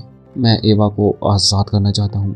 प्रेजेंट में वो सोच रहा होता है, और वो सोच रहा होता है कि अगर मैंने उसके मुंह पर ये शब्द दोहराए होते तो वो मुझे एक स्लैब धर देती। और वो आंखें बंद करता है और एवा को काफ़ी ज़्यादा मिस कर रहा होता है। और प्रेजेंट में पता चलता है कि अब एमसी भी शौक होता है कि जिससे वो शादी करने वाला था वो एक्चुअल में एवा ही निकलती है। एमसी सोचता है कि जिससे मैं शादी करने वाला था, जिस फैमिली में शादी करने वाला था, वो एवा की ही फैमिली है। ये फैमिली भी मतलब एवा की फैमिली भी एक मॉब फैमिली है। लेकिन इस बात को छोड़ो, सबसे ज़्यादा इम्पोर्टेंट बात यह है कि वो काफ़ी ज़्यादा खुश होता है कि वो एवा से शादी करने वाला है। वो अपने लक पर काफ़ी ज़्यादा खुश होता है। लेकिन एवा हमें दिखाई जाती है वो काफ़ी ज़्यादा शौक लगती है। हमें मीटिंग की टेबल दिखाई जाती है जहाँ पर एवा काफ़ी ज़्यादा उदास लगती है। वो कुछ भी बोल नहीं रही होती है। एमसी भी सोच रहा होता है कि एवा जब से इसको ये बात पता चली हो तो ये काफ़ी ज़्यादा डाउन लग रही है। हमें बताया जाता है कि उन दोनों के पेरेंट्स ने उनकी डेट फिक्स कर दी है। तभी निक के डैड एवा से बात करते हैं कि एवा, तुमसे मिलकर काफ़ी ज़्यादा खुशी हुई। तुम्हें पता ही होगा, तुम्हारे फादर ने तुम्हें बता ही दिया होगा इस मैरिज के बारे में। लेकिन तुरंत ही उनकी बात काटते हुए अपनी एवा बोल पड़ती है कि नहीं, एक्चुअल में मेरे फादर ने इस मैरिज के बारे में कुछ भी नहीं बताता। एवा के फादर कहते हैं मुझे तुम्हें बताने का कोई भी रीज़न समझ नहीं आता। मैं अगर कोई डिसीज़न लेता हूँ तो वो फैमिली के अच्छे के लिए होता है। तुम मुझे वापस जवाब कैसे दे सकती हो। तुम बस यहाँ बैठे हो और जो मैं कहता हूँ तुम्हें वही करना होगा। ये बातें सुनकर एमसी भी अपना निक भी काफ़ी ज़्यादा शौक में होता है कि वो अपनी ही बेटी से इस तरह टोन में और इस तरह की बातें कैसे कर रहा होता है या कैसे कर सकता है। ये बातें सुनकर अपनी एवा भी काफ़ी ज़्यादा नर्वस हो रही होती है और वो वहाँ से उठ जाती है। वो वहाँ से जाते हुए कह रही होती है कि मैं अभी आती हूँ, मैं अच्छा फील नहीं कर पा रही हूँ यहाँ पर। तभी उसके पीछे से उसके डैड उसे आवाज़ मार रहे होते हैं कि एवा, तुम यहाँ वापस आओ और जैसा मैंने कहा वैसा करो। तुम अपने संस्कार भूल गई हो क्या। तभी अपना बंदा उन्हें रोकता है और कहता है कि मुझे उससे बात करने दो। हमें दिखाया जाता है कि एवा बस वहाँ से निकल जाना चाहती है। वो वहाँ से भाग जाना चाहती है। वो सोचती है कि ये कितना ज़्यादा नाइटमेयर है, ये कितना ज़्यादा बुरा है जिससे मैं आज तक भागती भी आई हूँ। मतलब एवा कभी भी ये नहीं चाहती कि उसकी बिजनेस की वजह से, उसकी फैमिली बिजनेस की वजह से उसकी शादी हो, वो कहीं सेटल हो। मतलब अभी एवा काफ़ी ज़्यादा फ्री फील नहीं कर पा रही होती क्योंकि उसकी शादी एक बिजनेस डील की तरह होती है। तभी अपना बंदा आता है और उसका हाथ पकड़ता है कि एवा, तुम्हें शांत होना होगा। लेकिन अभी एवा काफ़ी ज़्यादा नाराज़ है और उससे पूछती है कि तुम्हें पता था ना, तुम्हें इन सब के बारे में पता था ना कि मैं अपनी मैरिज के लिए फोर्स करी जा रही हूँ। तुम्हें ये सब पता था ना कि मुझे फोर्स किया जाएगा इस मैरिज के लिए। लेकिन अपना बंदा उसे समझाने की कोशिश कर रहा होता है कि कसम से मुझे नहीं पता था, मैंने भी बस कुछ ही दिनों पहले पता चला कि मुझे शादी करनी होगी। और वो बताता है कि और मुझे तो ये भी नहीं पता था कि वो पर्सन कौन होगा कि मैं जिससे शादी कर रहा होता। लेकिन लकीली वो तुम थी। लेकिन एवा उस पर यकीन नहीं कर पा रही होती है। वो उसे झूठा बुलाती है। वो कहती है कि क्या तुम्हें सही में लगता है कि मैं इन सारी चीज़ों पर, इन सारी बातों पर विश्वास कर लूँगी? तुम मुझे ऐसी जगह लेकर गए जहाँ पर मैं ओकेजनली या कभी कभी जाती हूँ। तुमने कहा कि तुम मेरा बैकग्राउंड चेक कर चुके हो, और अब तुम कह रहे हो कि ये एक बस एक कोइंसिडेंट है। क्या सच में तुम्हें लगता है कि मैं इस पर विश्वास करूँगी? तुम कितने बड़े झूठे हो। एमसी उसे समझाने की कोशिश कर रहा होता है कि मुझे पता है कि ये बिलीव करना काफ़ी ज़्यादा हार्ड है, लेकिन मेरी बात तो सुनो। लेकिन वो उसे कहती है कि तुमने इन्जॉय किया ना, तुम हमेशा इन्जॉय कर रहे थे, और वो पहली बार इतना ज़्यादा रो रही होती है कि मैंने तुम पे विश्वास किया था और तुमने बस मुझे यूज़ किया एक टॉय की तरह, एक खिलौने की तरह। वो अपना हाथ छुड़ाती है और कहती है अब मुझे बिल्कुल भी फ़र्क नहीं पड़ता कि तुम्हें पता है कि नहीं, बस मुझे अकेला छोड़ दो, मैं तुम्हारा फेस दोबारा देखना नहीं चाहती। और वो अपने बंदे को छोड़ वहाँ से निकल जाती है। पीछे अपना बंदा काफ़ी ज़्यादा पछता रहा होता है। पीछे अपना बंदा काफ़ी ज़्यादा पछता रहा होता है। नेक्स्ट सीन में दिखाया जाता है एक बार का, जहाँ पर अपनी एवा काफ़ी ज़्यादा पी चुकी होती है। वो बस सोच रही होती है कि हो ही नहीं सकता कि वो एक कोइंसिडेंट है। वो इतना ज़्यादा घटिया आदमी था। एक मैन सडनली अपेयर होता है और वो मुझे एक नाइट स्टैंड के लिए कन्विंस कर लेता है। वो मेरे साथ एक पूरी नाइट बिताता है और फिर बताता है कि वो उससे प्यार करता है। और फिर अचानक से ये शादी सेट हो जाती है, वो भी उन्हीं दोनों के लिए जिन दोनों को बीच में पहले से सब कुछ था। ये सब कुछ प्लान नहीं लगता गया। वो काफ़ी ज़्यादा रो रही होती है, वो काफ़ी ज़्यादा मायूस होती है कि शुरू से मुझे एक प्लान में घसीटा जा रहा था। ये देखना कि एक औरत जो अपने बस फ्रीडम चाहती है, वो अपने कैद से बाहर निकलना चाहती है, वो भी अपने पिता की कैद से, और एक आदमी जो ऐसा दिखावा करता है कि वो उसे बाहर निकालने का और हाथ बढ़ाता है। क्या सच में मुझे एक वेबसाइट की तरह यूज़ किया जा रहा है, बस दूसरों के एंटरटेन के लिए? क्या मेरी पूरी ज़िंदगी इसी तरह की बन चुकी है? यह कितना ज़्यादा नाइटमेयर है, ये कितना ज़्यादा बुरा है। तभी वो एक और सिप या कहीं एक और गिलास वाइन पी जाती है। तभी हमें दिखाया जाता है कि एक ब्लैक रशियन प्लीज ये मांगता हुआ शराब मांग रहा है, मतलब वो बंदा। और वो बंदा कौन होता है? वही पीले बाल वाला जिसको हम क्या कहते हैं, आर्चर कहते हैं, जिसको हमने पिछले एपिसोड में भी देखा था। और वो अपनी एवा के बारे में भी कहता है कि इस लेडी को भी एक और राउंड दो जो ये अभी भी और पी रही है। लेकिन एवा उससे कहती है कि देखो, मैं अभी इस मूड में नहीं हूँ कि मैं किसी से बात कर सकूँ। वो बंदा कहता है कि क्या सच में इसीलिए क्योंकि तुम अपने फियांसे को पसंद नहीं करती? ये बात एवा को शॉक करती है और वो देखती है कि आखिर से कैसे पता। तभी हमें दिखाया जाता है कि वो बंदा, उसका नाम होता है एल्क असनिको, हम एल्क बोलेंगे। और वो अपनी एवा से बहुत ही ज़्यादा कैजुअली टोन में बातें कर रहा होता है और कहता है कि तुमसे मिलकर अच्छा लगा। अपनी एवा सोचती है एलेक असनिको, मतलब इसके बारे में तो मैंने पहले कभी भी नहीं सुना। लेकिन अपनी बंदी पूछती है कि आखिर तुम्हें मेरा नाम कैसे पता? तभी अलेक बताता है कि मुझे एक्सपेक्टेड था कि तुम्हें पता नहीं होगा, लेकिन मुझे ये नहीं लगा था कि तुम्हें कुछ भी नहीं पता होगा। मुझे लगा नहीं था कि अंडरटेकर ने तुम्हें कुछ भी नहीं बताता, मतलब अंडरटेकर ने तुम्हें कुछ भी नहीं बताया। एमसी यानी कि अपनी एवा उससे पूछती है अंडरटेकर अब ये कौन है? वो बताता है कि तुम्हारा फियांसे द निक कापोलिनी। तभी वो बताता है कि अमेरिका के सबसे बड़े दो बिगेस्ट डॉन माफिया फैमिली को कपोलिनी फैमिली ने हायर किया था, और वो बंदा जिसने अपने हाथों से काफ़ी ज़्यादा यानी कि हज़ारों बंदों की ज़िंदगी ख़त्म कर दी है, वो है अंडरटेकर ऑफ द अंडरवर्ल्ड। एवा सोचती है क्या अंडरटेकर, वो भी निक? उसे अभी भी विश्वास नहीं हो रहा होता है। वो बताता है कि मुझे सच में लग रहा है कि वो बताता है कि मैं बैट कर सकता हूँ और तुम्हें लग रहा होगा कि वो इस तरह का गाय बिल्कुल भी नहीं लगता, मतलब इस तरह का लड़का बिल्कुल भी नहीं लगता। मैं तुमसे कहना चाहता हूँ कि तुम स्कैम हो चुकी हो। लेकिन तभी अपनी एवा कहती है कि तो तुम मुझे ये सब क्यों बता रहे हो? आखिर मुझे क्या फ़र्क पड़ेगा कि वो, और तुम्हें क्या फ़र्क पड़ता है कि मुझे या कहीं मुझसे झूठ बोला गया है कि नहीं? लेकिन एल कहता है कि आखिर मुझे फ़र्क क्यों नहीं पड़ेगा। वो बताता है कि अगर तुम्हारी फैमिली एक फैमिली अलायंस में जाने वाली है, तुम हमारी फैमिली यानी कि इस बंदे की फैमिली एक बहुत ही ज़्यादा इस बात का फ़ायदा उठा सकती है। अपनी एवा सोचती है क्या सच में ये भी एक मोब फैमिली से है? तब एवा उससे कहती है कि तो फिर तुम में और उसमें क्या डिफरेंस रह गया? तुम भी तो मुझसे झूठ बोल सकते हो, सिर्फ तुम भी तो मुझसे इसी तरह का झूठ बोल सकते हो। वो अपना गिलास रखता है, वो कहता है ठीक है, तो क्या तुम खुद जाकर उससे पूछना नहीं चाहोगी कि आखिर आखिर उसने वे सारी बातें क्यों छुपाई? उससे पूछो कि उसने आखिर तुमसे ये सब क्यों नहीं बताया। क्या सच में तुम डिजर्व नहीं करती हो उन सब बातों को जानने के लिए? उसके काफी ज्यादा करीब आ जाता है और कहता है कि मैं वादा करता हूँ, मैं ये कह सकता हूँ कि वो एक भी शब्द तुम्हें बोलने के लिए तैयार नहीं होगा। बिकॉज अगर तुमने वो सीक्रेट ढूंढ लिया तो ये मैरिज का सब कुछ तहस नहस हो जाएगा। तुम उससे मैरिज कभी भी नहीं कर पाओगी। एवा उस सीक्रेट के बारे में सोच रही होती है। तभी एल कहता है कि अगर तुम अभी भी क्यूरियस हो या तुम अभी जानना चाहती हो तो मैं बता देता हूँ। निक कैपोलियन एक्चुअली में तभी वो बताने वाला होता है, अपना निक आ जाता है और उसका गला अपने हाथ से दबा देता है, जिसे देख एवा भी काफ़ी ज़्यादा शौक हो जाती है कि निक यहाँ पर क्या कर रहा है। अब ना निक कहता है कि एल्क एसनोवो, आखिर तुम यहाँ पर कर क्या रहे हो? एल्क कहता है कि आखिर तुम्हें क्या लग रहा है, मैं बस तुम्हारी फियांसे को जिसका अभी अभी दिल टूटा है उसे कन्फर्ट करने की कोशिश कर रहा हूँ। अगर तुम्हें पसंद नहीं है कि दूसरा मैन तुम्हारी बंदी, मतलब मेरे मुंह से बंदी निकल गया, तुम्हारी फियांसे को अगर तुम्हें पसंद नहीं है कि तुम्हारी वुमेन को किसी और से बात करें तो उसे अपनी तरह अपनी जेब में रखा करो। ये सुनकर अपने निक को काफ़ी ज़्यादा गुस्सा आ जाता है, उसे मारने वाला होता है कि तुम सन ऑफ। तभी नेवा एवा उसे चिल्ला कर बुलाती है, निक अब बहुत हो चुका है, चलो बाहर चलते हैं।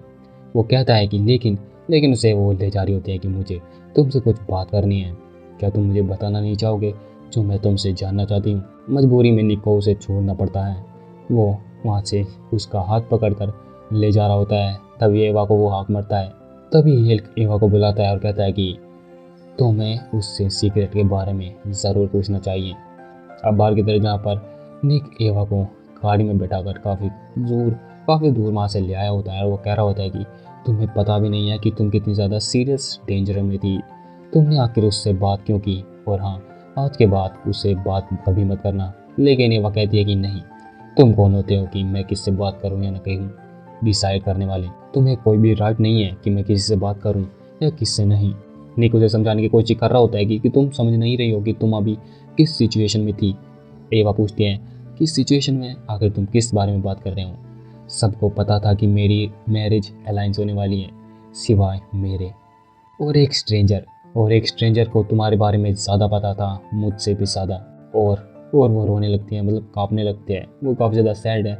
और वो अपने निक को बताती है कि और एक जिस पर मैं विश्वास करती थी उस आदमी ने मेरा विश्वास भी तोड़ दिया, उसने मुझे धोखा दे दिया। एमसी ये बात सुनकर अपनी गाड़ी साइड में लगाता है और उससे कहता है कि सुनो। वो कहती है कि अब क्या है, मैं कुछ भी सुनना नहीं चाहती। और वो कहता है कि मुझे माफ़ कर दो। एमसी माफ़ी मांगता है, जिसे सुनकर वो काफ़ी ज़्यादा शौक हो जाती है। एमसी उसका हाथ पकड़ता है और कह रहा होता है कि मैंने बस अपनी फीलिंग तुमसे ज़्यादा आके रख दी। मैं सोच रहा था कि मेरी फीलिंग तुम्हारे लिए मायने रखती है, पर मैंने नहीं सोचा था कि मैंने तुम्हारी फीलिंग्स को पीछे छोड़ दिया है। मुझे पता है कि मैं काफ़ी ज़्यादा लेट हो चुका हूँ, लेकिन क्या तुम मुझे एक्सप्लेन करने का मौका नहीं दे सकती? वो उसका हाथ अपनी चेस्ट पर रखता है, जैसे अपनी एवा उसकी हार्ट बीटिंग, उसकी पंपिंग ज़ोरों से धड़कते दिल को सुन पा रही, मतलब महसूस कर पा रही होती है।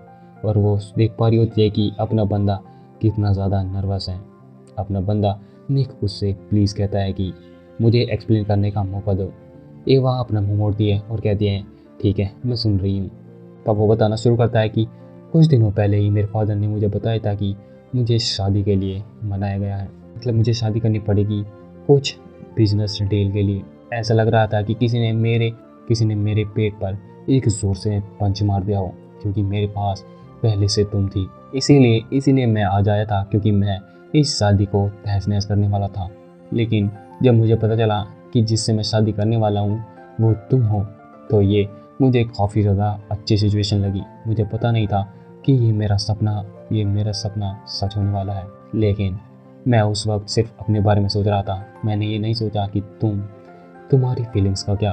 और हाँ, ये काफ़ी ज़्यादा नेचुरल है कि तुम एक धोखे की तरह महसूस कर रही हो। जैसा मैं सोच पा रहा हूँ कि तुम्हारे पॉइंट ऑफ व्यू से, तुम्हारे पर्सपेक्टिव से ये ऐसा ही लगेगा कि तुम ऑलरेडी इन सब के बारे में, मतलब तुम्हें नहीं पता, सबको पता है। इसे देखकर ऐसे ही लगेगा कि मैं सब कुछ जानता था मैरिज के बारे में, लेकिन ये तुम्हारे बारे में नहीं था। और मैं कसम खाता हूँ एवा, मैंने तुमसे कभी भी झूठ नहीं बोला। और हमें एक ब्यूटीफुल सीन दिखाया जाता है जहाँ पर एवा काफ़ी ज़्यादा इमोशनल हो जाती है और वो उसका चेहरा पकड़ता है और कहता है कि मैं कसम खाता हूँ कि जो भी मैंने हर एक वर्ड कहा था, एक शब्द, मेरा हर एक शब्द सच था। वो उसके काफ़ी ज़्यादा करीब आ जाता है और कहता है कि मेरी फीलिंग्स तुम्हारे लिए बिल्कुल एक प्योर रिलेशनशिप वाली थी। बाद में एवा को काफ़ी ज़्यादा मार पड़ती है अपने फादर से, क्योंकि एवा बीच मीटिंग में ही वहाँ से उठकर चली गई थी। इसलिए उसके फादर काफ़ी ज़्यादा एम्बेरसमेंट फील कर रहे होते हैं। वो कह रहे होते हैं कि तुम इस तरह मुझे बदनाम कैसे कर सकती हो, वो भी एक कपोलनी फैमिली के सामने। तुमने मेरी शर्म की लाज भी नहीं रखी। लेकिन एवा कह रही होती है कि आपने भी तो मेरी फिक्र नहीं की कि मैं वहाँ से क्यों उठकर चली गई, और आपने बिल्कुल भी ऐसा फील नहीं किया कि मुझे क्या फील हो रहा था। तभी उसके फादर उसका चेहरा पकड़ते हैं कि अब ये रोना धोना बंद करो। तुम वहीं पर शादी करोगी जहां मैं चाहता हूँ, चाहे तुम चाहो या ना चाहो। मैं इस फैमिली के लिए डिसीजन लेता हूँ और तुम्हारी फीलिंग के बारे में मुझे घंटा फर्क नहीं पड़ता। उसके बाद उसे काफ़ी ज़्यादा एहसान जता रहे होते हैं कि तुम्हें तुम्हें शुक्रगुजार होना चाहिए कि मैंने तुम्हें खाने के लिए खाना दिया और पहनने के लिए कपड़े दिया। यह एवा कैसा फील कर रही होती है। हमें बताया जाता है कि एवा को हमेशा इस तरह ट्रीट किया गया कि उसके फादर उसे कभी भी पसंद नहीं करते। उन्होंने सिर्फ एवा को ऐसा डोल की तरह यूज़ किया है, एक कठपुतली जिसको कैसे भी नचा सकते हैं, कैसे भी कहीं भी ले जा सकते हैं। और अब एवा को भी ऐसा लगता था कि मैं इसके बारे में कुछ नहीं कर सकती, अगर मैं चेंज करना भी चाहूँ तो कुछ चेंज नहीं हो सकता। लेकिन तभी उसे एक आवाज़ आती है अपने बंदे की, जो कह रहा होता है कि मेरी फीलिंग तुम्हारे लिए एकदम रियल है और मैं तुमसे बहुत ज़्यादा प्यार करता हूँ। लेकिन जो ही पास्ट में हम बताया जाता है कि कार के अंदर एवा कह रही होती है कि मैं शादी करना चाहूँ या ना चाहूँ, हमारी शादी फिर भी तो होगी। लेकिन निक मना करता है कि नहीं, हम शादी नहीं करेंगे अगर तुम नहीं चाहती। मैं बस तुम्हें खुश देखना चाहता हूँ और वो दिखाना चाहता हूँ जो तुम चाहती हो। मेरे लिए बस यही मैटर करता है। तभी एवा में काफ़ी ज़्यादा हिम्मत आ जाती है। वो अपने फादर के सामने नो बोल देती है कि मैं अपनी मैरिज वहीं करूँगी जहाँ मैं चाहती हूँ, जैसा मैं चाहती हूँ। आप कौन होते हो मेरी शादी तय करने वाले? मैं उसी से शादी करूँगी जिससे मैं चाहती हूँ। तभी उसके फादर उसे एक और स्लैप मारते हैं कि तुमने अपना सिर उठाने की हिम्मत कैसे की। और अब गुस्से में वे कहते हैं कि, और घड़ी भी उतारे होते हैं कि काफ़ी ज़्यादा समय हो चुका है कि तुमने एक लेसन नहीं सीखा। और उसके बाद क्या हुआ है तुम्हें पता ही होगा। खैर बाद में अपना बंदा निक एवा के घर के सामने खड़ा होता है। तभी एवा घर से बाहर आती है। निक को देखकर एवा भी काफी ज्यादा सरप्राइज होती है। तभी अपना बंदा वहाँ आता है कि और कल रात के लिए माफी मांग रहा होता है कि कल रात काफी ज्यादा लेट हो चुकी थी, इसलिए मैं तुम्हें राइड देना चाहता हूँ, क्या तुम मेरी कार में आना चाहोगी? तभी वही सब कह रहा होता है उसे अपनी बंदी एवा के हाथ में स्कार्स दिख जाते हैं। तभी वो एवा का हाथ पकड़ने वाला होता है, लेकिन एवा पीछे हटा लेती है। वो पूछती है आखिर क्या हुआ। तभी अपना बंदा कहता है कि तुम्हारे हाथ। लेकिन एवा कहती है कि तुमने कहा था ना तुम्हारी फीलिंग मेरे लिए एकदम रियल है, तो तुम चाहते हो कि मैं फ्री हो जाऊं, तो क्यों ना तुम मुझे अभी के अभी फ्री कर दो। तभी अपना बंदा उसे कहता है कि ओ अगर ये बात है तो तुम बस रिलैक्स हो जाओ और इस चीज़ को एंजॉय करो। आखिर वो किस बारे में बात कर रहा होता है? अपना बंदा एवा को एक रोलर कोस्टर राइड पर लाया होता है, जिसे देखकर एवा काफ़ी ज़्यादा परेशान हो रही होती है कि मैं इस फ्री की बात नहीं कर रही थी। लेकिन अपना बंदा कहता है और तुम किस बारे में बात कर रही थी? तुम यही चाहती थी ना कि तुम फ्री फील करो, तो फील करो। तभी रोलर कोस्टर नीचे जाने लगता है और दोनों काफ़ी ज़्यादा चिल्लाते हैं और मतलब मज़े करते हैं। बाद में रोलर कोस्टर की राइड के बाद अपनी बंदी काफ़ी ज़्यादा परेशान और डिजी फील कर रही होती है, क्योंकि वो राइड एवा की पहली राइड थी। निक भी कह रहा होता है कि तुम चिंता मत करो, इस राइड से तुम मरने नहीं वाली हो। तभी एवा उस पर गुस्सा कर रही होती है कि मेरी ये पहली राइड थी और मैंने इस तरह का कभी भी महसूस नहीं, तुम्हें पता भी है मैं कितना ज़्यादा डर गई थी। अपना बंदा भी कंफ्यूज लगता है कि क्या तुमने पूरी ज़िंदगी में तुमने कभी भी इस पर राइड नहीं किया? एवा बताती है कि नहीं, मेरे फादर सोचते थे कि ये वेस्ट ऑफ टाइम है। लेकिन अपना बंदा कहता है कि ओ तो चलो देखते हैं आखिर मैं तुम्हें आज क्या क्या एंजॉय करवा सकता हूँ, और ये दिन मैं तुम्हें पूरी ज़िंदगी याद भरने लायक बना दूंगा। बाद में भी काफ़ी ज़्यादा मज़े करते हैं, काफ़ी ज़्यादा रोलर कोस्टर पे जाते हैं, मज़े करते हैं, इधर उधर घूमते हैं, खाना खाते हैं, जिससे एवा काफ़ी ज़्यादा खुश होती है। अपना निक भी उसे देखकर काफ़ी ज़्यादा अच्छा फील करता है। बाद में निक उससे माफ़ी मांगता है क्योंकि उसके पैर काफ़ी ज़्यादा स्वेलन हो चुके हैं। वो कहता है कि मैंने तुम्हारे शूज़ पर तो ध्यान नहीं दिया, तुम्हारे पैर में काफ़ी ज़्यादा पेन हो रहा होगा। लेकिन एवा कहती है कि नहीं इतना भी ज़्यादा नहीं था, मैं इसे हैंडल कर सकती हूँ। तभी एवा के सामने से एक फैमिली जा रही होती है, वो उसे देखती है और कहती है कि एक अच्छी सी फैमिली में होना कितना ज़्यादा अच्छा होता है, एक नॉर्मल फैमिली।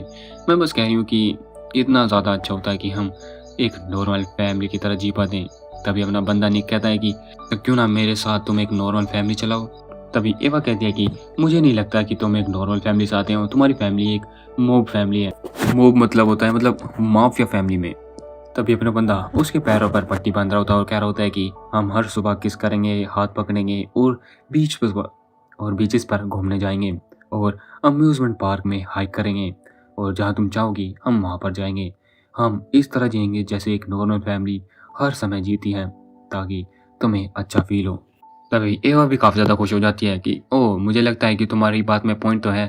तभी अपना बंदा उसे उठा लेता है कि ठीक है, तो अब हमें घर चलना चाहिए। तभी तभी एवा इस सडनली अपने निक के उठान जाने से वो काफ़ी ज़्यादा शर्मा जाती है और कहती है कि तुमने मुझे उठा के लिया, मुझे नीचे उतारो। तभी अपने निक कहता है कि नहीं नहीं, तुम्हारे पैरों में चोट लगी है तो मैं कार के पास तक तो तुम्हें ले जा ही सकता हूँ। तभी वे दोनों वहाँ से जाने ही लगते हैं। उसे एक आवाज़ आती है कि तुम आखिर कहाँ जाने की कोशिश कर रहे हो, तुम्हारी डेट क्या ख़त्म हो गई है बेबी। ये सुनकर एवा भी काफ़ी ज़्यादा शौक हो जाती है कि क्या बेबी। तभी अपना बंदा देखता है निक कि वो जेन होती है। जेन तुम्हें याद है ना, अपने बंदे की सेक्रेटरी या कहीं मैनेजर जो उसकी बचपन से उसके साथ रह रही है। तभी वो आती है और अपने बंदे के पैरों पर किक मारती है, जिसे देखकर एवा भी काफ़ी ज़्यादा शौक हो जाती है। क्या उसने निक के पैरों पर किक मारी। वो एवा कहती है कि आखिर तुम्हारा फ़ोन बंद क्यों है, मैं तुमसे कब से ज़्यादा कॉल कर रही हूँ और तुम यहाँ पर अपनी डेट के लिए टाइम निकाल रहे हो। मैं यहाँ पर इतना ज़्यादा काम कर रही हूँ और मैं सो भी नहीं पा रही हूँ, तुमने जो इतना सारा मुझे काम दिया हुआ है। अपना बंदा कहता है जेन प्लीज़ देखो, एवा भी हमें देख रही है, थोड़ा जरा बिहेव करो अपने मैनर्स को। तभी जो जेन होती है वो एवा के पास आती है कि हे तुम तो काफ़ी ज़्यादा ब्यूटीफुल हो, जब मैं तुम्हें इन पर्सन लाइव देख रही हूँ और तुम इस बेवकूफ़ को भूल जाओ, क्यों ना तुम मेरे साथ आओ। जिससे निक भी काफ़ी ज़्यादा गुस्सा हो जाता है और वे दोनों लड़ने लगते हैं और एवा के मन में चल रहा होता है कि आखिर यहाँ पर चल क्या रहा है। तभी अपना बंदा निक कहता है कि ठीक है, मुझे लगता है कि ये काफ़ी ज़्यादा सडन है, बट मुझे लगता है कि मुझे तुम्हें अपनी फैमिली से मिलवाना ही पड़ेगा। एवा काफ़ी ज़्यादा हैरान हो जाती है, क्या इसकी फैमिली।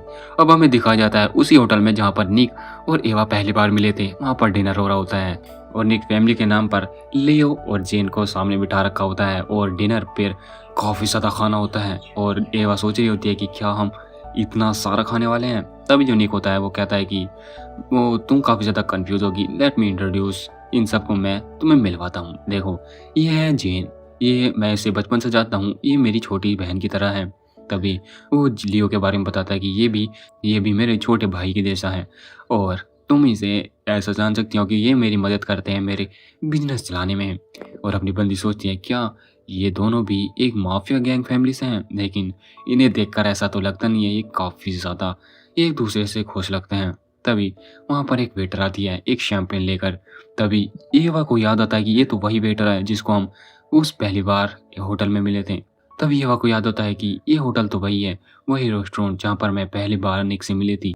तभी एवा निक से पूछ लेती है कि मैं सोचूं तो तुम्हें याद नहीं है क्या, हम एक्चुअल में इसी प्लेस में मिले थे। लेकिन अपना बंदा उसे सरप्राइज करता है कि क्या तुम्हें याद नहीं है, मैं बताता हूँ कि ये प्लेस तो मेरी ही है।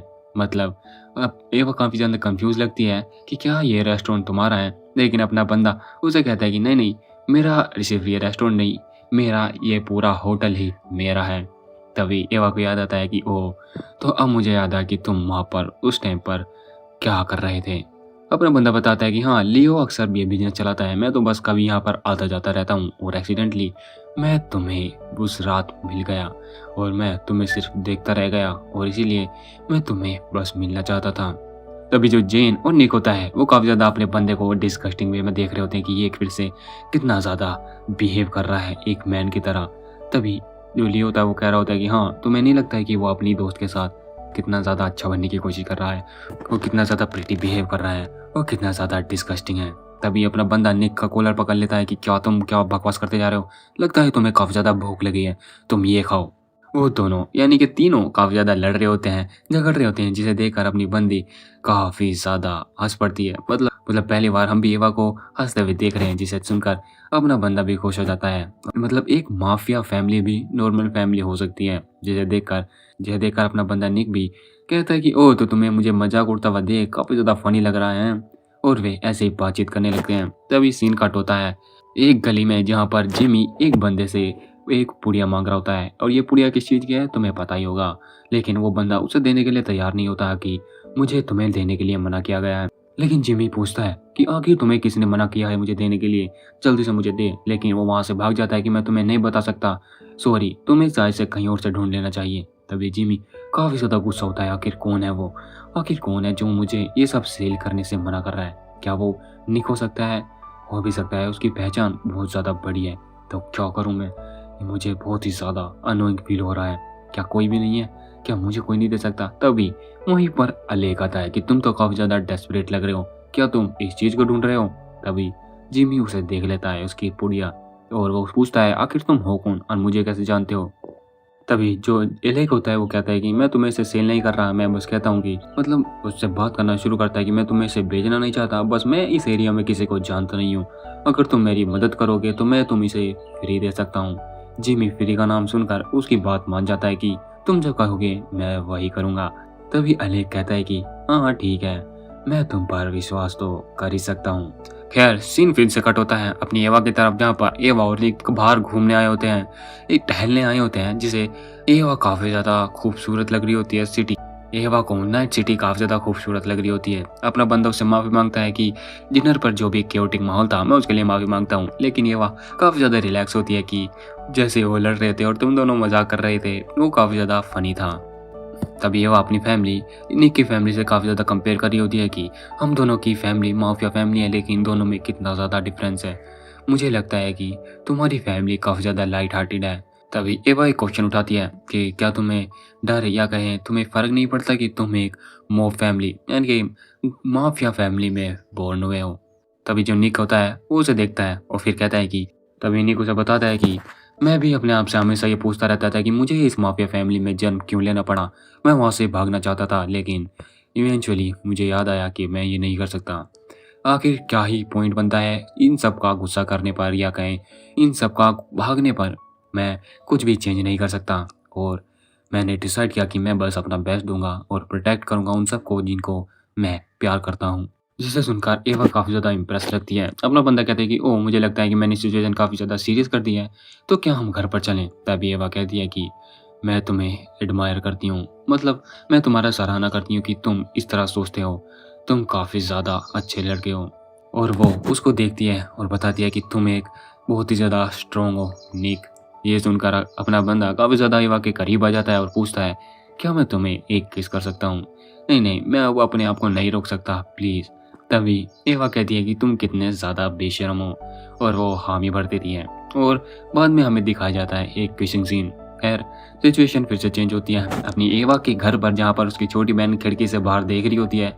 एवा का वहाँ पर भाई भी होते हैं कि आखिर वो कर क्या रही है वहाँ पर। उसकी छोटी बहन बताती है कि मैं देख रही हूँ कि एवा की लव लाइफ कैसे चल रही है। हमें दिखाया जाता है कि निक अपनी एवा को कार से बाहर निकाल रहा है एंड देन एक और किस होती है। तभी अंदर जो एवा का भाई होता है वो उसकी छोटी बहन से पूछ रहा होता है कि आखिर वहाँ पर क्या चल क्या रहा है, क्या वो एवा का बॉयफ्रेंड है? लेकिन नहीं, वो उसकी छोटी बहन बताती है कि नहीं वो उसका बॉयफ्रेंड नहीं है, आखिर वो उसका फियांसे है, उसकी अरेंज मैरिज जो हो रही है। तभी उसे पता चलता है, उसे पता ही नहीं था, मतलब इसके छोटे भाई को, एवा का छोटे भाई और इस छोटी बहन की बड़ा भाई, इसको पता ही नहीं होता कि इसकी फैमिली में एवा की अरेंज मैरिज हो रही है। तभी एवा घर में आती है और उसकी छोटी बहन पूछती है ओह तो तुम कितनी ज़्यादा खुश लग रही हो आज, मुझे लगता है कि तुम्हें शादी करने में काफ़ी ज़्यादा अच्छा फील हो रहा है। तभी एवा काफ़ी ज़्यादा थकी हुई होती है तो वो वहाँ से जाने लगती है। तभी उसकी छोटी बहन उसे रोक लेती है कि आखिर तुम्हें उसमें क्या पसंद आया, उसके लुक्स, मनी या फिर फैमिली? तो तुम्हें ये मत बताना कि तुम्हें तीनों पसंद आए, आफ्टर ऑल वो निक कैपोलनी जो है। ये सुनकर निक का जो भाई होता है वो काफ़ी ज़्यादा शॉक हो जाता है, उसके हाथ से कॉफ़ी या कहीं चाय का कप भी गिर जाता है और वो एवा के पास आता है और उसे पकड़ लेता है। क्या निक कैपोलनी, क्या तुम्हारा फियांसे निक कैपोलनी है? क्या वो डेड का आइडिया था? तभी जो एवा होती है वो भी काफ़ी ज़्यादा शॉक होती है कि आखिर तुम क्या कर रहे हो विंसेंट, मुझे जाने दो। वो विंसेंट उसे छोड़ता है और अपने फादर के पास जाने लगता है, मतलब मुझे तो पता है क्योंकि मैंने ये पढ़ रखा है भाई। तभी एवा को कुछ समझ नहीं आता है कि आखिर वो सब क्या था। अंदर एवा के फादर एक फ़ोन पर बात कर रहे होते हैं और हमें बताया नहीं जाता कि ये कौन है भाई, किससे बात कर रहे हैं। तभी वो एक बात कर रहे होते हैं एवा की अरेंज मैरिज के बारे में, जहाँ पर जो फ़ोन पर होता है वो कह रहा होता है कि क्या तुम्हें सच में लगता है कि ये बिजनेस, मतलब बिजनेस के तौर पर एवा की शादी करना काफ़ी ज़्यादा अच्छी बात है? तुम्हें कितने ज़्यादा घटिया फादर हो। लेकिन जो एवा के फादर होते हैं वो कहते हो कि तुम अपने काम से काम रखो, ठीक है ना? तभी वो फ़ोन रख देते हैं। तभी गेट खोलते हुए जो विंसेंट है वो अंदर आता है और उसके फादर कहते हैं कि तुम्हें तमीज़ नहीं है कि तुम्हें अंदर आने से पहले नॉक करना चाहिए था। लेकिन विंसेंट कुछ भी नहीं सुन रहा होता है। वो अंदर आता है और अपने फादर से डायरेक्ट बात करता है कि क्या आप सीरियस हो, आप एवा की शादी निक कैपोलिनी से करने जा रहे हो। तभी उसके फादर बताते हैं कि हाँ, ये एक मैरिज अलायंस है और हम रशियन को स्टॉप नहीं कर सकते, तो हमें ये करना ही होगा। तभी वो कहता है कि नहीं, मैं ये फर्क नहीं पड़ता कि आप क्या करना चाहते हैं। वो काफी ज्यादा चिल्ला रहा होता है, वो गुस्सा होता है अपने फादर पर कि आप ऐसे कैसे कर सकते हैं, और हाँ, उसको तो पता भी नहीं है कि। तभी उसके फादर काफी ज्यादा सीरियस टोन में कहते हैं कि इनसे विंसेंट मोरेटी। तभी वो कहता है कि अगर मुझे इसके बारे में थोड़ा भी पता नहीं होता तो मैं ये सब क्यों ही सोचता, और तुम्हें क्या हिम्मत आ चुकी है कि तुम मुझसे सवाल पूछ रहे हो। तभी वो काफी ज्यादा शांत हो जाता है। वो कह रहा होता है कि मुझे बस इतना जानना था कि एवा को भी राइट्स है सब कुछ जान लेने का। लेकिन उसके फादर कहते हैं कि आखिर क्या ही बदल जाएगा, आखिर मैरिज होनी है और इससे क्या ही फर्क पड़ता है, और ये किस बारे में बात हो रही है अभी पता चलेगा। आफ्टर ऑल अगर उसे पता भी चल गया, खैर इससे क्या ही फर्क पड़ जाएगा। लेकिन तो इस केस में ये ही सबसे ज्यादा अच्छी बात है कि उसे पता ना चले। तभी विंसेंट कह रहा होता है कि आप कितने ज्यादा क्रूल फादर हो, क्या आप बिल्कुल भी उसके लिए सॉरी फील नहीं करते हो कि निक कैपोल नहीं वो बंदा था जिसने एवा के ट्विन ब्रदर को मारा था। वो ये काफी ज्यादा राज की बात खुल चुकी है हमारे सामने भी, और जब एवा को पता चलेगा तो क्या सीन होने वाला है। खैर अगले एपिसोड को चाहिए तो जल्दी से कमेंट में नेक्स्ट एपिसोड लिख देना, मैं जल्दी से जल्द लाने की कोशिश करूँ। अब सीन कट होता है अलेक के अड्डे पर, जहाँ पर हमें दिखाया जाता है गुंडों की बारात। खैर अलेक के पास उसका एक चमचा आता है, वो कहता है कि सब कुछ प्लान के अकॉर्डिंग चल रहा है, वो सारा सामान आ चुका है और बॉस भी रशिया में वापस आ चुके हैं। तभी जो अलेक है वो कुछ जवाब नहीं दे रहा होता है, तो वो समझ जाता है, वो दूर हो जाता है।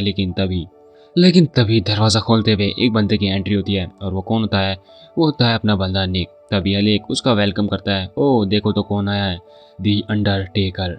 आखिर क्या चीज़ है तो तुम्हें यहाँ तक खींच लाई। तभी निक अपने बंदे से एक थैला लेता है और उसके सामने पटक देता है कि मुझे लगता है कि तुमने मेरे पास कुछ भेजा था, लेकिन मैं उसे तुम्हें वो वापस करने आया हूँ। तभी उस थैले में से एक हाथ बाहर आ रहा होता है। तभी अलेक उसे कहता है कि ओ एक हैंड, मुझे लगता है कि तुम्हें कुछ गलती हो रही है।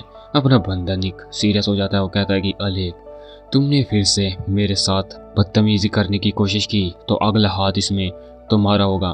खैर जो अलेक होता है वो सिचुएशन को बहुत ही ज़्यादा मजाकिया वे में ले रहा होता है। वो कहता है कि ओ तुम कितनी ज़्यादा दूर तक जा रहे हो, मैं तो सिर्फ मजाक कर रहा था, तुम थोड़ा रिलैक्स क्यों नहीं हो जाते, वरना। तभी वो निक के गले पर अपना चाकू लगा देता है। खैर वो काफ़ी ज़्यादा पास होता है। वो कहता है कि अगली बार मैं तुम्हारे साथ बहुत ही ज़्यादा प्यार से खेलूंगा। तभी दोनों गैंग एक दूसरे पर गन तान लेती हैं। अपना निक कैजुअली उसका चाकू दूर करता है। वो कहता है कि क्या तुम वॉर डिक्लेयर करना चाहते हो। लेकिन जो अलेक होता है वो काफ़ी ज़्यादा रिलैक्स हो रहा होता है कि नहीं नहीं, तुम्हें क्या लगता है मैं वॉर डिक्लेयर करना चाहता हूँ, तुम इतनी जल्दी इतनी दूर तक मत जाओ, जबकि मैं तुम्हारी वीक स्पॉट पर, जहाँ तुम्हारी कमज़ोरी है वहाँ पर वार सीधे कर सकता हूँ। एग्जाम्पल देखना चाहोगे, जैसे कि तुम्हारी फियोंसे, मतलब वो एवा की बात कर रहा होता है। तभी अपना निक काफ़ी ज़्यादा सीरियस हो जाता है और उसके पास आता है कि तुमने अगर उसे टच भी किया तो तुम कुत्ते की मौत मरोगे। तभी जो अलेक है वो हंसने लगता है कि क्या तुम इतना ज़्यादा इस सिचुएशन को हार्ड क्यों बना रहे हो, तुम तो एक कुत्ते की तरह उसके पीछे ऐसे दम हिला रहे हो जैसे उसका तुम नाम भी नहीं सुनना चाहते। तभी जो अलेक है वो कहता है कि मैं वो नहीं हूँ जिसके बारे में तुम्हें चिंता करनी चाहिए। एक्चुअली में तुम्हें जिसकी चिंता करनी चाहिए वो है एलेजेंड्रो मोरेटी, उसका खुद का बाप।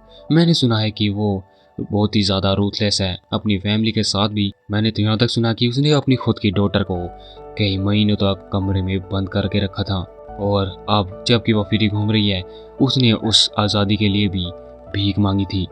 तुम समझ पा रहे हो ना कि मैं किसके बारे में बात कर रहा हूँ, मैं बात कर रहा हूँ तुम्हारी फियोंसे के बारे में। ये सुन निक काफ़ी ज़्यादा शॉक हो जाता है। अलेक और भी ज़्यादा एडअप करता है कि तुम्हें क्या लगता है कि वो इतने समय से लो क्यों थी। मैंने तो ये सुना है कि वो नशे में पूरी तरह धुत हो चुकी थी और वो मरने ही वाली थी। तब निक उसे चुप करा देता है कि इस पर ध्यान देना तुम्हारा काम नहीं है, तुम बस मेरी वार्निंग को ध्यान रखो कि अगली बार ये एक वॉर होगी। और निक वहाँ से पीसफुली निकल जाता है, और पीछे से अलेक पे कह रहा होता है कि अलेक जाते हुए निक को कहता है कि अरे यार तुम तो मुझे अभी से पास नहीं आने दे रहे हो, इतना ज़्यादा दूर क्यों भाग रहे हो। तभी सीन कट होता है अपनी एवा के घर पर, जहाँ पर एवा कुछ बुक पढ़ रही होती है। तभी अपने बंदे निक का उसे फ़ोन आता है, वो उठाती है। वो निक सीधा सवाल पूछता है कि वो आखिर है कहाँ पर। वो जवाब देती है वो अपने गार्डन में है। तभी वो देखती है निक अब उसके आंखों के सामने है। निक कुछ नहीं सोचता और उससे गले लगा लेता है। एवा पूछती है आखिर हुआ क्या है, लेकिन निक कहता है कि निक उसे डायरेक्ट कहता है कि तुम्हें अब मैं अपने घर ले चलूँगा, और उसके हाथ भी काँप रहे होते हैं।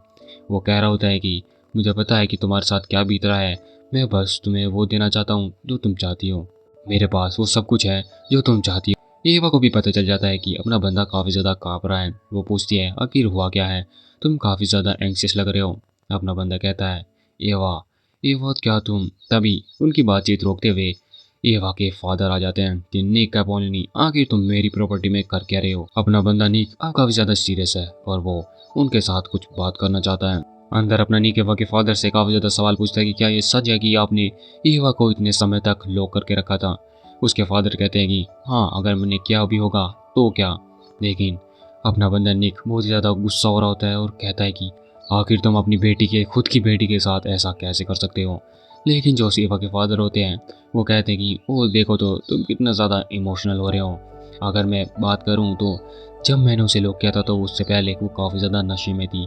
वो लगभग मरने ही वाली थी। वो इतनी ज़्यादा पागल हो चुकी थी कि वो हमें तक नहीं पहचान रही थी। तो इसीलिए हमारी फैमिली के रेपुटेशन के चलते और हमारी कोई भी इज्जत ना गिरे, इसीलिए मैंने उसे कमरे में बंद कर दिया। और यही एक तरीका था जिससे ये रोका जा सकता था। मैं बस अपनी फैमिली को बचाना चाहता था और मैंने वही किया जो मुझे सही लगा। तभी अपना निक एवा के फादर की बात काटते हुए कहता कि आपने उस व्यक्ति को यानी कि उस पर्सन को लॉक कर दिया जो अपने भाई के मौत के दुख में इतना ज़्यादा गुम था। क्या तुम्हें सही में लगता है कि ये ज़रूरी था? एक फादर के होते चलते तुम्हें उसे कंफर्ट करना चाहिए था। लेकिन तभी एवा के फादर करते हैं देखो, ये कोई कैपोलिनी फैमिली नहीं है जहाँ पर सब पर दया दिखाई जाए, और तुम मेरे घर में बिना इनवाइट के घुसे घुसाए और अब तुम अपना जुबान भी लड़ा रहे हो। तभी अपना बंदा वहाँ से निकल रहा होता है कि ठीक है, मैं एवा को अपने साथ ले जा रहा हूँ। मैं रिफ्यूज़ करता हूँ कि वो अब यहाँ पर 1 मिनट भी रहेगी। तभी एवा के फादर कहते हैं कि वो मेरी प्रॉपर्टी है, तुम उसे कहीं नहीं ले जा सकते। ये मेरा डिसीजन है कि मैं उसे कहाँ जाने दूंगा। तभी अपना जो निक है वो काफ़ी ज़्यादा चिल्लाता है क्या एवा तुम्हारी प्रॉपर्टी नहीं है, समझे। बाहर एवा भी काफ़ी ज़्यादा परेशानी हो रही होती है कि अब उसे क्या करना चाहिए। वो काफ़ी ज़्यादा घबरा रही होती है कि आखिर वे दोनों किस बारे में बात कर रहे होंगे, क्या उसे कुछ करना चाहिए। लेकिन तभी अपना बंदा बाहर आ जाता है। एवा उससे पूछती है आखिर उसने डैड के साथ क्या बात की, लेकिन अपना बंदा कुछ भी नहीं सुनता। उसका हाथ पकड़ता है और वहाँ से जाने लगता है कि मैंने तुम्हारी फादर से बात कर ली है, अब हम घर जाएंगे। लेकिन एवा काफ़ी ज़्यादा परेशान होती है कि आखिर हुआ क्या, तुमने क्या बात की, वहाँ पर हुआ क्या। अपना बंदा बताता है कि मैंने सुना है कि तुम्हारे फादर तुम्हारे साथ कैसे ट्रीट करते हैं और तुम किस किन चीज़ों से गुजरी हो। निक काफ़ी ज़्यादा सॉरी फील करता है कि वो कुछ नहीं कर पाया, लेकिन वो काफ़ी ज़्यादा सॉरी फील करता है और कहता है कि मैं तुम्हारे लिए कुछ नहीं कर पाया। लेकिन तभी एवा कहती है कि लेकिन इसका मतलब ये नहीं है कि तुम मेरे फादर से फाइट ले लो, मतलब उसके फादर से झगड़ा करने लग जाओ। एवा कहते हैं कि मुझे पता है उन्होंने काफ़ी ज़्यादा किया है, लेकिन वो सब पास्ट था और ये तुम्हारा काम नहीं है। तुम्हें अपने आप को इतना ज़्यादा परेशान और इस काम में इन्वॉल्व करने की ज़रूरत नहीं है। लेकिन अपना बंदा कहता है कि आखिर तुम कहना क्या चाहती हो। क्या तुम ये कहना चाहती है कि तुम्हारी सिचुएशन पे मैं गुस्सा नहीं कर सकता और मैं बस खड़ा देखता रहूँ जो तुम्हारे साथ होता रहे, क्या तुम ये कहना चाहती हो। लेकिन एवा काफ़ी ज़्यादा परेशान हो जाती है क्योंकि वो ये सब कहना नहीं चाहती थी। एवा समझाने लगती है कि मैं नहीं चाहती कि जो भी हुआ उसके बीच से, मतलब उसके कारण तुम्हारे और मेरे फादर के बीच में कोई भी झगड़ा हो। लेकिन अपना बंदा उसकी से एक भी सवाल नहीं सुनता और उसे उठा लेता है कि मैं तुम्हारी अब एक भी बात नहीं सुनूंगा, हम अभी घर जा रहे हैं। एवा काफ़ी ज़्यादा परेशानी हो रही होती है कि हम एकदम से घर नहीं जा सकते, आखिर तुम्हें हुआ क्या है। लेकिन अपना बंदा उसकी नहीं सुन रहा होता है कि कुछ भी हो जाए अब ये मैटर नहीं करता। इफ़ अगर तुम्हें कोई भी इतना ज़्यादा परेशान करेगा तो तुम यहाँ नहीं रह सकती, तुम्हें अब मेरे प्लेस पर रहना पड़ेगा। और हाँ, मैं ना नहीं सुनना चाहता। बाद में हमें सीन दिखाया जाता है जहाँ पर एवा को लेकर अपना निक अपने घर आ जाता है, जहाँ पर एवा काफ़ी ज़्यादा खुश नहीं लग रही होती है। अपना निक दोबारा पूछता है क्या तुम्हें कुछ और चाहिए, क्या मैं किसी में तुम्हारे लिए मदद कर सकता हूँ। लेकिन एवा कुछ भी जवाब ना देते हुए मतलब मना कर देती है और वहाँ से कार से उतर कर जाने लगती हैं। अपना निक पीछे आता है कि आखिर तुम जा कहाँ रही हो। लेकिन एवा काफ़ी ज़्यादा गुस्सा है तो उसे कहती है कि ये तुम्हारा काम नहीं है।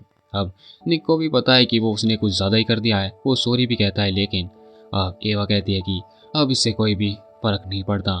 तुमने कहा था ना कि तुम मेरा अच्छा चाहते हो, लेकिन तुम भी तो मेरे फादर की तरह मुझे कंट्रोल करने की कोशिश कर रहे हो। तुम में और मेरे फादर में कोई डिफरेंस नहीं है।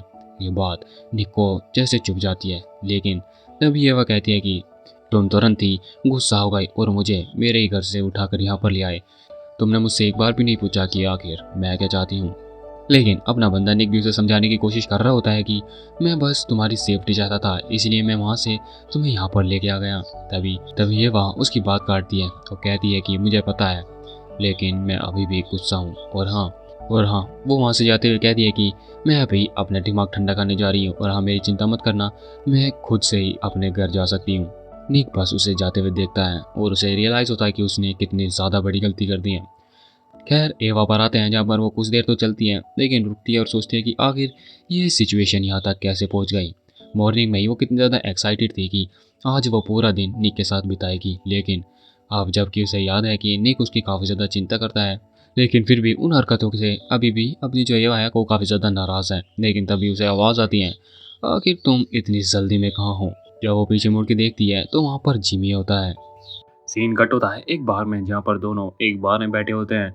जिमी उससे काफ़ी ज़्यादा वियर्ड बात कर रहा होता है कि मैंने सुना है कि तुम्हारी एंगेजमेंट हो रही है, लेकिन तुम्हारे साथ मतलब तुम्हारी उसके साथ फाइट चल रही है, तुम इसीलिए लुक डाउन लग रही हो, मतलब और इसीलिए तुम काफ़ी ज़्यादा परेशान लग रही हो। और वो उसके काफ़ी ज़्यादा करीब आता है कि मैं तुम्हारी मदद कर सकता हूँ। तुम्हें पता है ना कि मेरे साथ एक नाइट बिताने के बाद तुम्हारा मन काफ़ी ज़्यादा हल्का हो सकता है, और मेरे पास कुछ ऐसी चीज़ें भी हैं तो तुम्हारे माइंड को और भी ज़्यादा बेहतर बना देंगी। लेकिन एवा कहती है कि मैं उस समय पर पागल हो चुकी थी। वो जिमी का हाथ अपने कंधे से दूर करती है। वो कहती है कि फिर भी मैं ये विश्वास तो करती हूँ कि मैं तुम जैसे ट्रैश के साथ तो बिल्कुल भी नहीं डेट करूँगी, और वो भी कुछ समय के लिए। क्योंकि जब उस समय पर अपनी एवा नशे करती थी तो उसे फ़र्क नहीं पड़ता था कि उसके साथ कौन है, और उसे बस रियलिटी से भागना था। लेकिन अब जिमी उस पर काफ़ी ज़्यादा गुस्सा हो जाता है, क्या तुमने मुझे ट्रैश कहा। लेकिन उसके पीछे तुरंत एक बंदा आ जाता है। वो कौन होता है? अलेख। एवा को भी याद आता है कि ये बंदा तो वही है जो मुझे पहले भी मिला था। जिम्मी घबरा जाता है कि आखिर वो यहाँ पर कर क्या रहा है। अलेख बोलता है, तुम्हें थोड़ा सा शांत होने की ज़रूरत है, तुम क्यों ना थोड़ा सा बाहर इंतज़ार करो। और उसको सीरियस टोन में कहता है कि मैं तुमसे ये पूछ नहीं रहा, तुम्हें बता रहा हूँ। जिम्मी काफ़ी ज़्यादा घबरा जाता है, वहाँ से निकल जाता है। ठीक है, अभी के लिए मैं यहाँ से निकल जाता हूँ। तभी जो एवा होती है वो कहती है कि मुझे नहीं लगता कि तुम्हें उस जैसा ट्रैशी फ्रेंड यानी कूड़े जैसे कचरे को अपने साथ रखना चाहिए। लेकिन एलेक्स कहता है कि एक्चुअली मुझे इस जैसे बंदे पसंद है, मुझे ये काफ़ी ज़्यादा एंटरटेन करते हैं। और एवा पूछती है, तो फिर तुम इसीलिए मेरा पास पीछा कर रहे हो। तभी एलेक्स कहता है कि मुझे नहीं लगता इतना ज़्यादा नशे के साथ एडिक्टेड होने के बाद भी तुम्हें कोई भी ट्रैश बुलाएगा। एवा कहती है कि ओह, तो तुमने मेरे बारे में सब कुछ जानकारी निकाल ली है। एलेक्स कहता है कि हाँ, ओब्वियसली जब मरोटी फैमिली की सबसे छोटी बेटी बिगड़ जाए तो तुम्हें ये जानकारी पता तो होनी चाहिए। तभी अपनी जो एवा होती है वो काफ़ी ज़्यादा परेशान लगती है, लेकिन वो कहती है कि तभी एवा उसे सही ठहरा रही होती है कि हाँ, तुम सही कह रहे हो। अलेख कहता है कि ओह, तो तुम्हारा पास्ट इतना ज़्यादा तुम्हें परेशान करता है। तभी एवा कहती है कि हाँ, मैं अब थक चुकी हूँ, बहुत ही ज़्यादा थक चुकी हूँ। एक होपलेस की तरह फील करते करते मैं काफ़ी ज़्यादा परेशान हो जाती हूँ कि जब भी मैं कुछ करना चाहती हूँ मेरा पास्ट मेरे सामने आ जाता है। तभी अलेख कहीं तो खो जाता है अपने पास्ट में, जहाँ पर उसे बताया जा रहा होता है कि तुम्हें एक बीस्ट की तरह बनना चाहिए, अगर तुम्हें काबू में रखना है तो तुम्हें पीटना पड़ेगा। तभी अलेख बताता है कि तुम्हें पता है ना कि अक्सर जैसा लोग दिखते हैं उससे भी ज़्यादा बेकार होते हैं। तुम्हें पता है ना कि सबसे निचले यानी कि बॉटम लाइन पर काफ़ी ज़्यादा माफिया आते हैं, और उन्हें फ़र्क नहीं पड़ता किसी भी मोरल मरेसी यानी कि दया भाव से फ़र्क नहीं पड़ता। अगर उनके फ़ायदा आए तो वो अपने दोस्त को भी मारने के लिए तैयार हो जाते हैं, और वो अपने दोस्त को अपनी फैमिली को धोखा देने से पीछे नहीं हटते, चाहे वो उसका फादर क्यों ना हो, सिबलिंग क्यों ना हो, और फियांसे ही क्यों ना हो। सभी के हाथों में खून लगा होता है। और अलेख एवा की काफ़ी ज़्यादा करीब आ जाता है कि तुम्हें सही में लगता है कि वो तुम्हारे साथ न्याय करेंगे जो एक ड्रग एडिक्टेड हो। एवा पीछे आ जाती है, वो कहती है कि ओह, तो तुम मुझे कंफर्ट करने की कोशिश कर रहे हो। एलेख कहता है कि हाँ, ऐसा लग तो रहा है, लेकिन मैं तो सिर्फ तुम्हें सच बता रहा था। एवा कहती है कि तुम तो रशियन लगते हो, क्या तुम सच में रशिया से यहाँ पर अमेरिका में मेरी सिर्फ शादी तोड़ने के लिए आए हो। तब एलेख कहता है कि अगर मैं हाँ कहूँ तो क्या तुम अपनी शादी तोड़ दोगी। एवा कहती है, मुझे फ़र्क नहीं पड़ता, मैं इस मैटर में कोई भी जवाब नहीं दे सकती, तुम्हें मेरे फादर से बात करना चाहिए। तभी अलेख कहता है कि ठीक है। एवा वहाँ से उठकर जाने लगती है। अलेख कहता है कि तुम्हें सही में लगता है कि जो बंदा अपने दिमाग से पागल हो वह पूरी ज़िंदगी अच्छे से बिता पाएगा। लेकिन एवा वहाँ से जाते हुए कह रही होती है कि मैं क्या ही कर सकती हूँ, मैं हमेशा के लिए सड़क पर तो नहीं रह सकती। और वो वहाँ से जाते हुए कहती है कि मुझे लगता है कि मैं तुम्हें कभी नहीं मिलूँगी। लेकिन तभी अलेक जो होता है उसके गाल पकड़ता है और उसे किस करता है। अलेक उसे काफ़ी ज़्यादा मैनिपुलेशन करते हुए कह रहा होता है कि अगर तुम्हें कुछ भी फ़ील हो, अगर तुम अपनी सिचुएशन से भागना चाहती हो, तो तुम मुझे फ़ोन कर सकती हो। मुझे फ़र्क नहीं पड़ता कि तुम्हारा पास्ट क्या था। एवा भी काफ़ी ज़्यादा शॉक हो जाती है कि उसने आखिरकार उसे किस कैसे किया। अलेक कहता है कि आखिरकार मैं माफिया फैमिली से जा। एवा भी काफ़ी ज़्यादा परेशान हो जाती है कि मैं इसे समझ नहीं सकती और वो वहाँ से निकल जाती है। पीछे अलेक उसे याद कर रहा होता है कि एवा कितनी ज़्यादा अच्छी है। मैं उसे पता नहीं खोना नहीं चाहता, मैं उसे अब हासिल करना चाहता हूँ। एवा इन सिचुएशन के बाद निक के घर आ जाती है। वो अपने बंदे को ढूंढ रही होती है कि उसने यही जगह तो बताई थी। तभी उसे निक दिख जाता है। एवा को पता है कि अपना निक काफ़ी ज़्यादा अच्छे मूड में नहीं होगा, क्योंकि उन्होंने इस तरह लड़ाई की थी कि वे एक दूसरे के साथ कभी भी बात नहीं करेंगे। लेकिन अपनी एवा उसे बुलाती है। तभी अपना बंदा कहता है कि तुम काफ़ी ज़्यादा थक चुकी होगी, तो तुम्हें सो जाना चाहिए, हम कल बात करेंगे। सचमुच मुझे लगता था कि कल मेरे पास बोलने के लिए कुछ नहीं होगा। लेकिन अपना बंदा कहता है कि मैं अभी काफ़ी ज़्यादा गुस्से में हूँ और तुमने शराब भी पी रखी है और तुम नशे में भी हो। मुझे नहीं लगता कि ये अभी सही समय है बात करने का। तभी ये वह चिल्लाती है कि आगे तुम ये इस तरह ट्रीट क्यों कर रहे हो, जैसे कि मुझे एक परेशानी हो। मैं नशे में नहीं हूँ। अपना निक कहता है क्या सच में? और उसना फ़ोन उठाकर उसे दिखाता है। उसमें फ़ोटो होती है जहाँ पर अलेक ने उसे किस किया होता है। अपना बंदा कहता है अब क्या तुम इसे एक्सप्लेन कर सकती हो? एवा उसे कुछ भी नहीं कह पा रही।